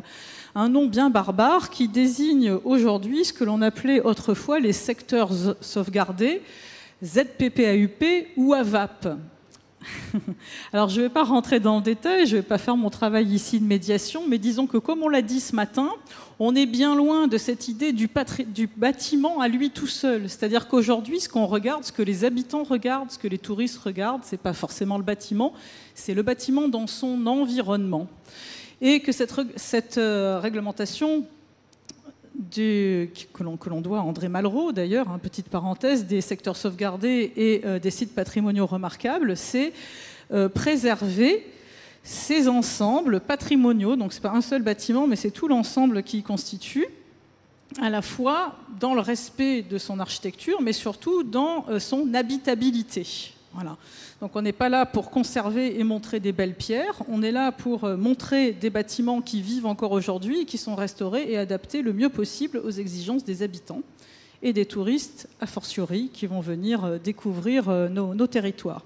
Donc Sites et Cités Remarquables aujourd'hui, c'est donc à la fois les villes et pays d'art et d'histoire et c'est à la fois les communes qui bénéficient des sites patrimoniaux remarquables, ceux qui adhèrent bien sûr à l'association. Cette association possède un large maillage de partenaires, de réseaux, puisqu'il est partenaire de la Caisse des dépôts, de différents programmes européens, évidemment de différents ministères comme de la transition écologique, de la culture, de l'Europe et des affaires étrangères, des agences et réseaux internationaux, des régions, de la ville de Bordeaux et différentes associations comme les Vieilles Maisons Françaises notamment. L'action de Sites et Cités Remarquables, ça va être accompagner les projets, accompagner l'expertise, créer des groupes de travail, faire se rencontrer les gens, créer des ateliers, un petit peu comme des FIMED également. et intervenir aussi, proposer des formations pour les professionnels et pour les élus. Donc, ce qui est vraiment remarquable dans cette association Sites et Cités remarquables, c'est que vous arrivez à faire venir des élus et à les impliquer et à les former dans la connaissance de leur territoire et de la richesse de leur patrimoine, et voir comment à la fois connaître ce patrimoine, le gérer et le faire connaître, et donc réussir au développement économique de sa collectivité. Parce que le but, il est là, dans les petites, moyennes communes, on essaye de réinsuffler de la vie, de réinsérer un mécanisme économique et durable au sein de ces territoires. Il y a également une veille juridique qui est mise en œuvre et des outils de promotion. Alors, ce qui a été mis en œuvre justement au niveau de la promotion touristique par Sites et Cités remarquables, ça a été des 54 suggestions pour améliorer la fréquentation touristique de la France, qui a été apportée par le président de l'association, qui est Martin Malvy, qui a été déposée en 2017 auprès du gouvernement et qui a donné lieu à différentes actions, notamment la création de guides verts, de guides Michelin, qui sont consacrés à ces territoires, donc à la fois ville d'art et d'histoire, et qui possèdent des sites patrimoniaux remarquables, afin de faire connaître ces différents sites à la fois aux touristes français, mais aussi à l'international. Et également l'insertion de Sites et Cités remarquables dans la campagne nationale de promotion touristique, je le dirais en français, qui s'appelle Remarquable France. Donc Remarquable France 2019, en partenariat avec Atout France. 19 destinations remarquables ont été à ce moment-là pointées. Il s'agit vraiment de territoires en devenir, qui ont ce besoin d'apport culturel et touristique. Alors ça va être Figeac, Lecoutre, Dax, Saint-Jean d'Angély, Moulins, etc. 19 destinations au total qui vont bénéficier de la visite de couples d'influenceurs qui vont promouvoir leur image à travers les différents réseaux sociaux. L'association Sites et Cités remarquables, c'est également réengagé dans cette démarche en 2021, toujours avec Atout France, cette fois-ci 5 influenceurs et 14 destinations remarquables. Donc je vous invite à consulter Remarquable France, le projet 2021. Il y a bien sûr 3 axes principaux qui sont mis en œuvre à ce sujet. L'axe culture et patrimoine, l'axe art de vivre à la française, on en parlait ce matin, notamment la gastronomie, la ganterie, la parfumerie pour Grasse bien entendu, et le côté nature qui est tout à fait incontournable. Donc le résultat du rapport qui a été déposé en 2017 par Martin Malvy auprès du ministère a abouti à la suggestion de la création d'une association bannière. Une association qui permettrait de regrouper d'autres associations encore pour promouvoir ce tourisme culturel. Bannière, hein, c'est ça. Une bannière, oui. J'ai compris balnéaire. Je comprenais bannière. Pas. D'accord, bannière. Oui. Excusez-moi, j'ai une diction un peu méridionale. Donc c'est une association qui va regrouper à la fois la Fédération nationale des parcs naturels régionaux de France, les plus beaux villages de France, les petites cités de caractère. Je suis le porte-parole de l'association, mais peut-être que les membres de l'association peuvent en parler mieux.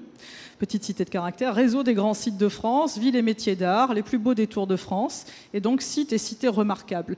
Le but, c'est vraiment se mettre ensemble pour encore promouvoir d'autant plus ces différentes destinations et cette différente connaissance. Je vois que je suis trop longue, malgré la mise en œuvre de mon chronomètre. Sachez que Sites et Cités remarquables a également mis en œuvre une campagne de promotion sur les grilles du Palais du Luxembourg en affichant 80 photographies des territoires dont elle a la charge et qu'elle espère ardemment participer à DefiMed dans cette mise en réseau bénéfique et toujours plus importante entre les différents partenaires du tourisme naturel et culturel. Merci beaucoup, Monsieur Rollet. Merci. Et de toute façon, on se parlera après parce qu'on n'est pas très loin quand même. Et j'ai plein de questions. En plus, c'est d'autant plus terrible et je ne peux pas les poser. Voilà. Juste quand même une question. C'est aussi international, le réseau. Il n'est pas uniquement français. Hein. Bien sûr, le réseau n'est pas que national, puisque des liens ont été tissés notamment avec la Hongrie et la Bulgarie. Donc des plateformes d'échange ont lieu avec les élus et les techniciens merci beaucoup, de ces différents pays, afin d'eux-mêmes de concevoir des plateformes numériques, visio, d'échange sur différentes thématiques en lien avec le patrimoine bâti, le développement écotouristique. On va se recontacter vite fait, c'est passionnant, vraiment. Merci beaucoup à vous, Laurence. Slavika Glizik, est-ce que je prononce bien? Slavika, oui. Alors, on n'a pas pu se parler, mais j'ai parlé avec votre responsable. Mais, donc vous êtes secrétaire général de l'Union nationale des associations de tourisme et de plein air, donc l'UNAT. Et j'avoue que j'ai été époustouflé par tout ce que vous êtes en train de faire. Donc racontez-nous un petit peu autour notamment de cet écotourisme. Merci pour votre invitation. Effectivement, moi je représente l'UNAT PACA, donc l'UNAT en région Provence-Alpes-Côte d'Azur. Donc ça représente 48 membres et 190 établissements, donc qui sont situés à la mer, à la montagne et à la campagne. Donc on a quand même une variété et des établissements qui regroupent des villages vacances, des résidences de tourisme, mais également des centres de vacances, des auberges de jeunesse. Donc on accueille différents publics. Le but, ce sont toutes des associations donc à but non lucratif, mais c'est surtout d'accueillir, d'offrir des vacances à un plus grand nombre et des vacances accessibles à tout le monde. Donc l'UNAT se bat depuis des années, donc depuis 1920, et pouvoir préserver, mais en même temps accueillir dans de bonnes conditions et pouvoir ouvrir avec cette culture, cette vision du patrimoine. Notre président, Yannick Gallien, dit toujours c'est pas les mots sont à la mode, tourisme durable, écologie, mais nous, on n'a pas attendu pour arriver aujourd'hui à se poser ces questions-là, puisque la création des villages vacances, je rejoins Thierry qui disait en montagne ou dans des petits villages, l'arrivée, le bâti, la rencontre avec les habitants, ça vient d'un tourisme intégré. Donc ce qu'on appelait avant ce tourisme intégré, qui aujourd'hui se transforme avec les mots de tourisme durable, d'écologie. Solidaire, voilà, social, sociétal, toutes les questions qu'on se pose. Effectivement, l'UNAT se les pose depuis toujours et on essaye de travailler, d'être ancré sur un territoire avec les habitants, puisqu'on rejoint quand même un modèle économique qui est indispensable dans certains milieux, comme on l'a évoqué tout à l'heure, mais en même temps aussi apporter la culture au sein des villages vacances. Donc quand vous arrivez dans un village vacances ou dans un centre de vacances, vous avez toujours l'idée de dire qu'est-ce qu'on va visiter autour, donc que ce soit du patrimoine naturel ou du patrimoine culturel, mais on a un programme d'activité qui permet à faire découvrir à ces populations, différentes populations pour le coup, et la mixité des publics qui est très importante dans les villages vacances. Donc aujourd'hui, effectivement, il y a une évolution puisqu'on a des aides pour le développement durable. Donc on a travaillé avec le Fonds du tourisme durable et l'ADEME. On travaille avec les parcs régionaux. Donc on a les labels qui sont donnés pour les villages vacances qui sont à côté ou qui font partie des parcs. Donc un vrai développement dans ce côté durable. Et d'un autre côté, on a les centres de vacances donc, qui accueillent des enfants, adolescents, le public jeune, qui travaillent aussi sur ces marques-là.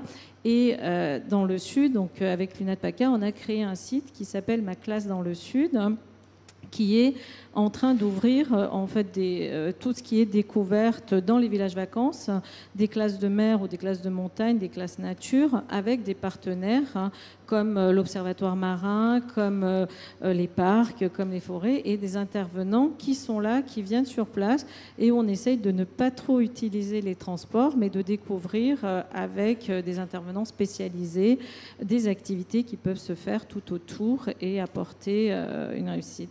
On travaille également avec le public handicapé, donc on propose aussi des vacances handicapées. Moi, je suis directrice d'un village vacances qui est à Saint-Tropez. Alors à chaque fois, on nous dit Saint-Tropez, c'est le bling-bling, c'est tout ce qu'on n'aime pas, tout ce qu'on veut. Archi faux, bien sûr. Non, alors moi, je le dis toujours, effectivement, vous arrivez à Saint-Tropez, vous avez tout le bling-bling qui est là, les yachts, les Ferrari, les grosses voitures, mais on est dans un village vacances qui est à côté du sentier du littoral. Notre voisin, c'est le château de la Moute. C'est la plage, donc une plage qui est préservée, et on propose des activités autour de cette partie-là. Maintenant, ça n'empêche pas qu'on utilise des navettes, on vous laissez vos voitures sur le parking, on vous emmène voir le bling-bling, on vous emmène découvrir les musées, parce que malgré tout, il y a des musées, et il y a de la culture à Saint-Tropez à côté du bling-bling, heureusement, et on a la possibilité d'offrir ces vacances à différentes populations, et c'est là l'objectif de l'UNAT, l'UNAT d'arriver à faire découvrir des endroits au plus grand public avec une activité culturelle. On a signé une convention avec le ministère de la Culture sur l'été culturel et réouvrir le monde. Donc là, l'UNAT PACA est fière puisqu'on a 28 établissements, 28 membres qui ont pu accueillir des intervenants culturels dans les villages vacances qui sont venus pendant 15 jours travailler avec différents publics, seniors, adultes, enfants, donc tout ce qu'on a sur de la photographie, des arts plastiques. Par exemple, chez moi, c'était photographie. Donc, ils sont allés voir, découvrir aussi les alentours et pouvoir proposer ces activités-là sur place au public. Donc, on remercie Nicolas pour cette particularité et on est très fiers de pouvoir, en tant qu'UNAT PACA, porter ces valeurs et défendre ce tourisme dans notre région. Donc, je crois que vous pilotez une enquête auprès des CRT sur l'écotourisme. Oui, on est associé avec le CRT à cette enquête aussi. Et on travaille également sur différents dispositifs d'observatoire. On est très impliqué aussi dans cette idée. Et c'est là où le réseau est important, de recherche, de développement, d'innovation. Et on a travaillé aussi, l'UNAT a fait partie d'un groupe de recherche avec le Mexique sur justement le tourisme durable à l'Université de Mexico, donc pour apporter ce modèle-là français et pouvoir l'expatrier dans d'autres pays. Alors, pareil, on n'a pas pu se parler, nous deux, en tout cas avant, mais bien évidemment que j'aimerais vous consulter, prolonger cet échange avec vous, pour voir de quelle manière l'UNAT pourrait être associée, l'UNAT en tout cas, on dit toujours PACA, vraiment, oui. L'UNAT Région Sud. Provence-Alpes-Côte d'Azur. Voilà. Donc, comment on pourrait œuvrer pour ce réseau de réseaux qui se dessinerait tout doucement, mais je suis à titre personnel touché par le fait, par exemple, qu'on puisse associer le monde du handicap et les enfants en situation de handicap dans cette dynamique, c'est clair. Merci beaucoup à vous. Et puis je voudrais juste compléter, pardon, si vous me permettez, au niveau national, le 2 décembre, il y a un colloque pour les enfants, justement pour l'accueil collectif des mineurs. Et la thématique, c'est la transformation écologique au sein des services, donc dans les centres de vacances. Donc si on avait pu se rencontrer avant, justement, et je pense qu'il y aurait eu des échanges, il y avait la possibilité d'échanges intéressants ou de compléter le colloque. Mais voilà, dans l'importance du réseau et des partenariats. Et oui, on prendra le temps. Puis moi, je ne me déplace que si c'est les Maldives, si vous voulez. Je ne vais pas ailleurs. Donc voilà. Non, mais en tout cas, avec grand plaisir. Oui, oui, vraiment. C'est très, très intéressant ce que vous faites. Moi, je suis encore plus impressionné de vous avoir tous. Je n'y croyais même pas, d'ailleurs, de vous avoir tous. Donc, c'est quelque chose d'assez important. Maintenant, je me rends compte, je vais prononcer les mêmes propos que Thierry, et on n'a pas la force de frappe des états généraux que vous aviez, mais je me rends compte de la difficulté, bien sûr, d'aller plus loin et de concrétiser tous ensemble ce réseau. Mais je vais y mettre, comme il disait Jean-Éric, toute ma persévérance. Voilà, et bien sûr, je ne suis pas tout seul à Défimed pour pouvoir aller plus loin. Je crois qu'on a une chance phénoménale d'être ensemble ces 2 jours et de pouvoir imaginer, vraiment déployer quelque chose qui fasse sens autour du tourisme. Et vous avez des programmes qui sont suffisamment autonomes et qui n'ont besoin de personne pour vivre et bien vivre. Mais vous imaginez que si on arrivait à réunir une majorité de ces programmes avec un programme pilote, Alain a raison, un programme pilote, pas besoin de partir dans tous les sens. J'espère qu'on va arriver à conclure ça. On arrive dans une interaction. Anne-France a été, parce qu'il y a eu beaucoup de richesse. Oui, cool Anne-France, donc il n'y a pas de problème. Comment ? Non, tu vas avoir une pause pour faire la synthèse. Là, on va demander à réagir quelques personnes. J'aimerais bien entendre, bien sûr, je profite toujours et je l'exploite depuis près de 10 ans, Pierre. Alors, de toute façon, maintenant qu'il a son fan club, moi, je suis écœuré. Voilà, il n'y en a que pour lui. Donc, Pierre, je vais te laisser répondre aussi, mais j'aimerais auparavant entendre aussi, puisque nous avons la chance de t'avoir entendu, Laurent, mais si tu pouvais venir... Fernanda s'en va. Bon, au revoir Fernanda, et merci d'être venue. Bon, Laurence, tu peux remplacer Fernanda. Là, c'est de l'improvisation totale. Tu puisses réagir aussi, parce qu'on a eu le temps de discuter tous les deux, par contre, à cette idée de réseau, des petites cités de caractère, comment associer la dimension écologique. Voilà, c'est à quelques idées. Et après, je laisse Pierre réagir aussi avec sa casquette montagne aussi, mais sur cette idée de réseau. Et Pierre est un puits d'idées, donc c'est passionnant de l'avoir. sans fond. Oui. Nous-mêmes, on est un réseau de réseaux. Donc c'est une problématique qu'on connaît bien et c'est un sujet qu'on a travaillé puisque notre histoire, c'est certes au départ des communes et tout doit revenir à la commune. C'est-à-dire que dans le sens où l'objet de toutes nos associations, c'est d'accompagner des projets de développement locaux et donc des gens qui sont dans le faire. Et tout ce qu'on a mis en place, c'est à la fois l'animation de réseau, mais qui garde toujours cette ligne directrice, comment notre action peut nourrir l'action d'un élu dans sa commune. Quelques réflexions à chaud, hein, parce qu'effectivement on improvise et je n'avais pas forcément préparé, mais un point central, c'est la gouvernance. Par exemple, dans notre association de communes, association de gens qui sont vraiment dans le faire, ne sont administrateurs que des élus dans le cadre d'un mandat en cours. Donc, ils sont dans un lien permanent avec ce que c'est que la gestion d'une commune, son développement, la relation aux habitants dans toute leur variété, on en a beaucoup parlé aujourd'hui, et ils nous amènent, nous, le technicien, à toujours garder cet ancrage avec la réalité. C'est important. Parce que sinon, on peut très vite partir dans des colloques, on peut très vite partir dans la multiplication de ces temps d'échange ou de rencontres, mais à un moment, on revient en permanence, il y a toujours cet ancrage pour dire eh, hop, hop, hop, hop, hop. Avant, quand j'étais en bureau d'études, on disait souvent bon, on s'est fait plaisir avec le souhaitable, maintenant on va passer au faisable. Et ça, c'est fondamental. Et ça rejoint un petit peu ce que tu viens de dire, c'est dans le sens où il faut absolument, et ça c'est une dimension fondamentale pour nous, pour faire vivre le réseau, des actions. C'est-à-dire quelque chose, des choses. Et ce n'est pas forcément les actions prioritaires, vont pas forcément celles qui vont être les plus importantes. Les actions prioritaires peuvent parfois être celles qui vont permettre de regrouper, de concerner une multitude d'acteurs et de fédérer ces acteurs. Donc ça, ce sont des dimensions pour nous, quand on a à faire vivre un réseau aujourd'hui de 220 adhérents, ce sont des choses qu'on a vraiment en tête au moment où on fait nos plans stratégiques. C'est-à-dire trouver des dénominateurs communs qui ne soient pas des plus petits dénominateurs communs. C'est-à-dire toujours cette idée de concerner le plus grand nombre, mais de l'amener à avancer. Ça, cette notion de dynamique aussi, elle est fondamentale. Donc au moment où on se pose l'idée d'un réseau de réseaux, qu'est-ce qui nous réunit, sur quoi on va pouvoir, qu'est-ce qu'on voit devant nous? C'est vraiment des choses fondamentales. Et souvent, on l'a vu, le travail du document cadre, une charte par exemple, est toujours un temps extrêmement enrichissant parce qu'il amène les gens à se rencontrer, à travailler ensemble sur un objet commun. Mais une fois que cette charte est posée, il y a souvent un grand vide. Et comment on rebondit sur quelque chose qui continue à mobiliser et cette dynamique où les gens disent « Ah, c'était bien quand on se voyait, et maintenant, qu'est-ce qu'on fait ?» Je vois que les têtes hochent, on est tous passés par là à un moment ou à un autre. Hein, et donc ça, au moment où on réfléchit sur un réseau, pour moi, c'est des dimensions qui sont effectivement très importantes au regard de notre petite expérience. Je rappelle qu'il est très présent dans notre esprit à Défimed et dans le mien depuis pas mal de temps, le fait qu'on peut discuter de ce qui se passera dans 50 ans. Mais il me semble que nous sommes dans une situation écologique tellement grave que je crains que vraiment, dans 50 ans, si on ne se bouge pas sur la planète, il va se passer des choses qui ne sont pas très, très sympathiques dès les prochaines années. Donc, nous sommes dans une notion d'urgence quand même. Hein. Il ne s'agit pas de faire les choses de manière précipitée, mais les choses de manière efficace. Hein, je reviendrai vers vous.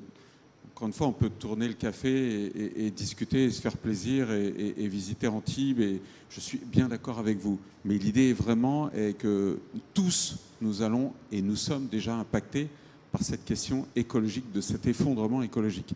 Donc il est vraiment très très présent dans mon esprit de revenir vers vous avec cette idée de monter quelque chose qui soit de dimension culturelle et écologique. Hein, vraiment, c'est ce sens-là, sensibiliser un large public à travers l'écotourisme aux questions écologiques et reconnecter ce public au vivant. Voilà. Et comprendre que nous faisons partie du vivant, qu'il n'est pas quelque chose d'extérieur qui s'abîme, mais que s'il s'abîme, nous nous abîmons aussi et nous l'abîmons aussi. Donc, voilà. Donc il y a cette question qui est très présente. Pierre, je vais venir à toi. C'est le moins que je puisse faire quand même, pour te laisser réagir. Et après, j'aimerais bien revenir vers Philippe pour cette deuxième partie, voir aussi comment tu pourrais, toi, apporter quelques éléments complémentaires à ce que tu as dit sur ce réseau. Bien, merci. Oui, je pense que tout le monde va m'entendre. Et puis maintenant, je pense que tout le monde m'a assez vu. Donc, donc ça devrait aller. Non, juste quelques éléments. D'abord, je voudrais remercier les deux tables rondes et la qualité des interventions. Et je le dis d'autant plus que vous l'avez un peu remarqué depuis hier, j'ai toujours quelques éléments de prudence en me disant que les choses peuvent être simples, sauf si elles sont compliquées. Voilà. Et que des fois, on a des fausses bonnes idées, il y a quelques précautions d'usage. Et ensuite, une fois qu'on a dit ça, on s'aperçoit qu'effectivement, que ce soit dans les deux tables rondes, la richesse et j'allais dire la qualité des actions que les uns et les autres vous menez sur le terrain.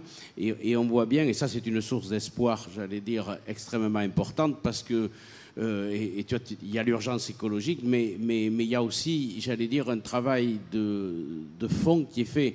Et c'est là où il faut être là. Je reviens sur ma prudence. Tout le monde dit, il y a urgence, il faut faire. Mais il faut juste pas oublier qu'il y en a qui font déjà. Voilà. Donc, et ils n'ont pas attendu qu'il y ait tel ou tel rapport. Ils ont fait, il y a une prise de conscience. Et on en a eu la démonstration cet après-midi avec ce que vous avez dit. Voilà. Alors, ça, c'est le premier élément.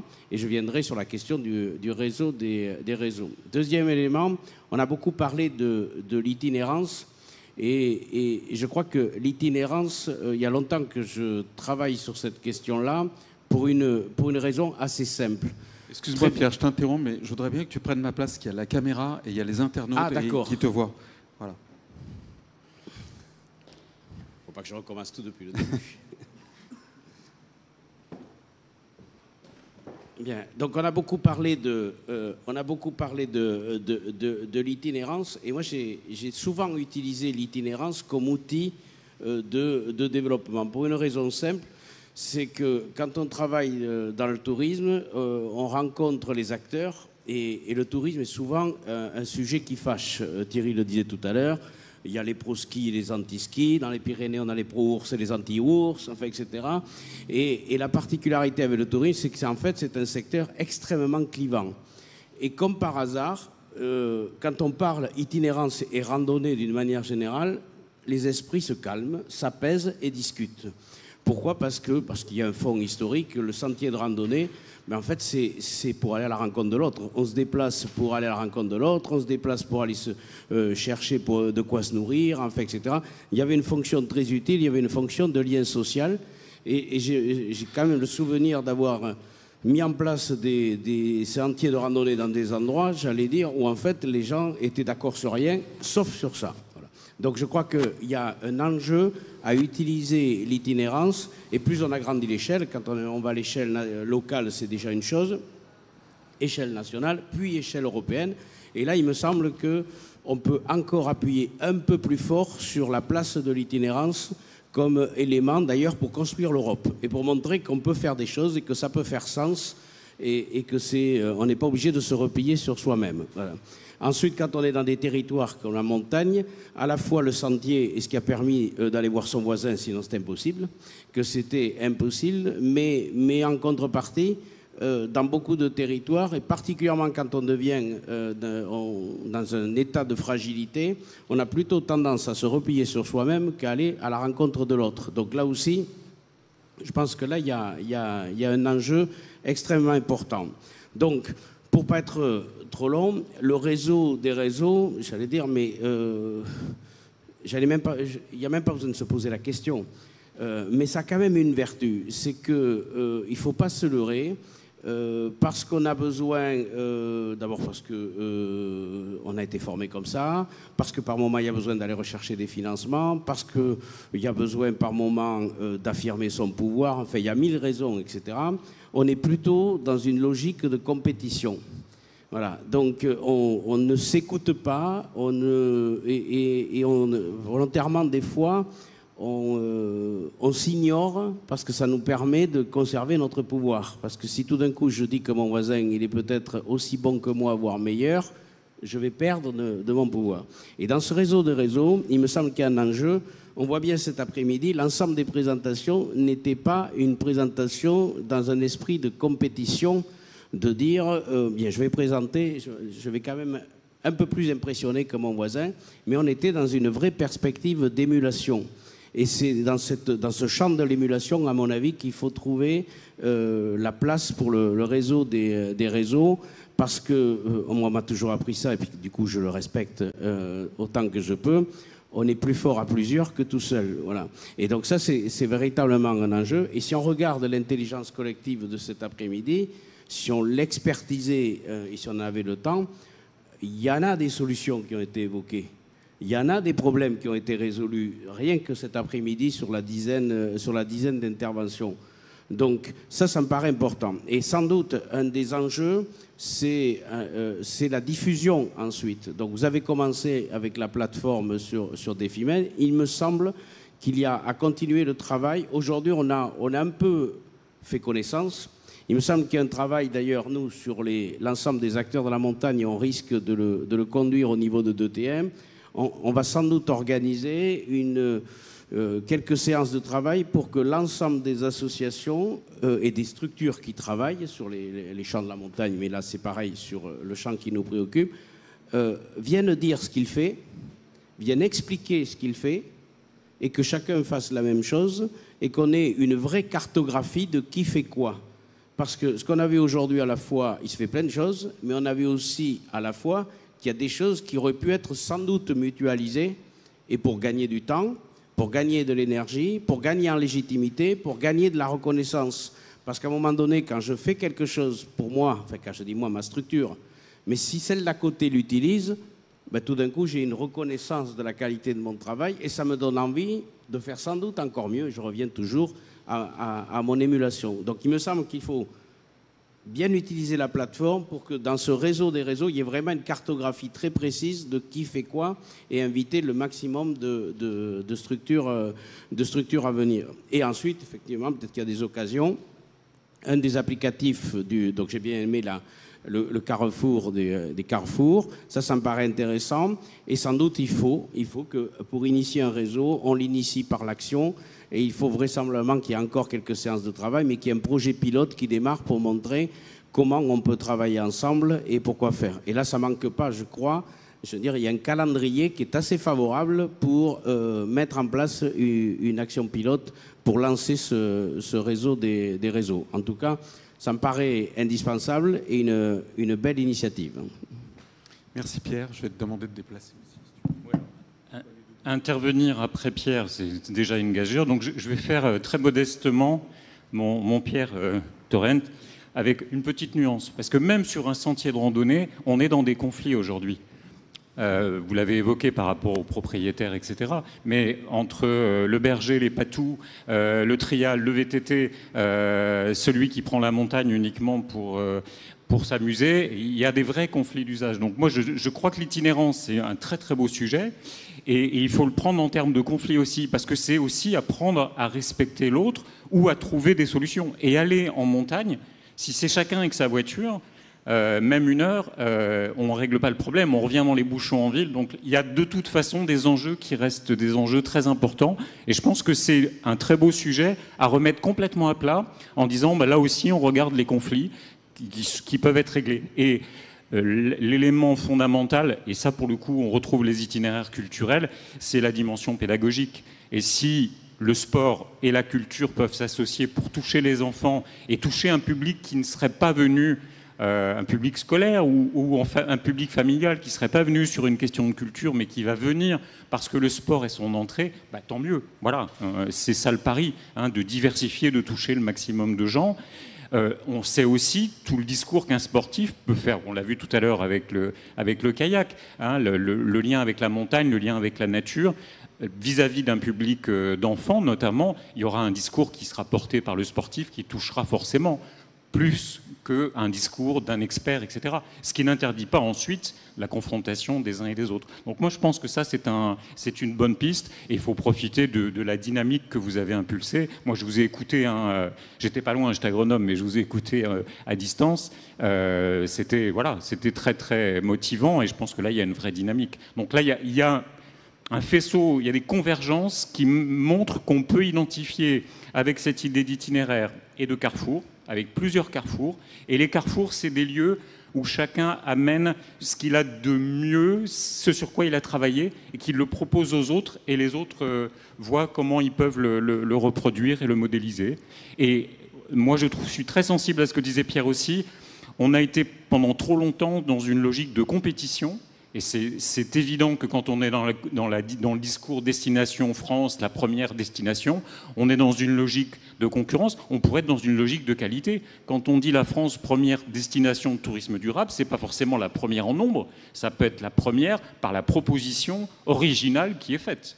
Je sais que c'est pas forcément ça dans le texte, mais on peut le tordre. Voilà, il y a des éléments pour avancer là-dessus. Voilà. Ce que je peux dire en conclusion, c'est que je reviendrai vers vous, vers une offre de base, et vraiment chacun d'entre vous, c'est de participer au mois de l'écotourisme euroméditerranéen transfrontalier, donc le mythe du mois d'octobre 2022, avec des expériences, des sites qui peuvent être emblématiques de vos réseaux, qui vont mettre vos spécificités en avant et qui pourraient être augmentés par rapport à ce qu'on a fait cette première édition au mois d'octobre. Je rappelle, 65 sites, depuis l'Égypte jusqu'à la France, qui ont participé à des portes ouvertes où des médiateurs, des producteurs, souvent écotouristiques, ont raconté leur histoire au public et ont expliqué leur engagement dans la dimension écologique et dans la transmission, comme tu disais Philippe hier, la transmission de savoir-faire vert. Je pense que l'objectif, on a une très belle plateforme grâce à l'agence Niris qui a fait un travail extraordinaire et qui continue d'ailleurs avec nous. On a une plateforme qui est participative, vraiment collaborative. Donc l'idée, c'est d'utiliser notre carte peut-être pour vous mettre en avant et de pouvoir ensemble déjà avoir cet objectif de réaliser un mois de l'écotourisme qui se veut pédagogique, de transmission et de valeur. Et c'est quelque chose, j'espère que le ministère de la Culture nous accompagnera de nouveau, parce que le ministère de la Culture a été partenaire à nouveau de cette édition mythe, de cette première édition. Et j'espère qu'on pourra avoir comme ça le soutien à la fois des institutions et de la société civile. Je vous remercie pour votre attention. On a fait un beau travail et en plus on a respecté les horaires. Donc je vais avoir une bonne note, moi, de la part de la direction des FIMED grâce à vous. Merci, c'était super riche.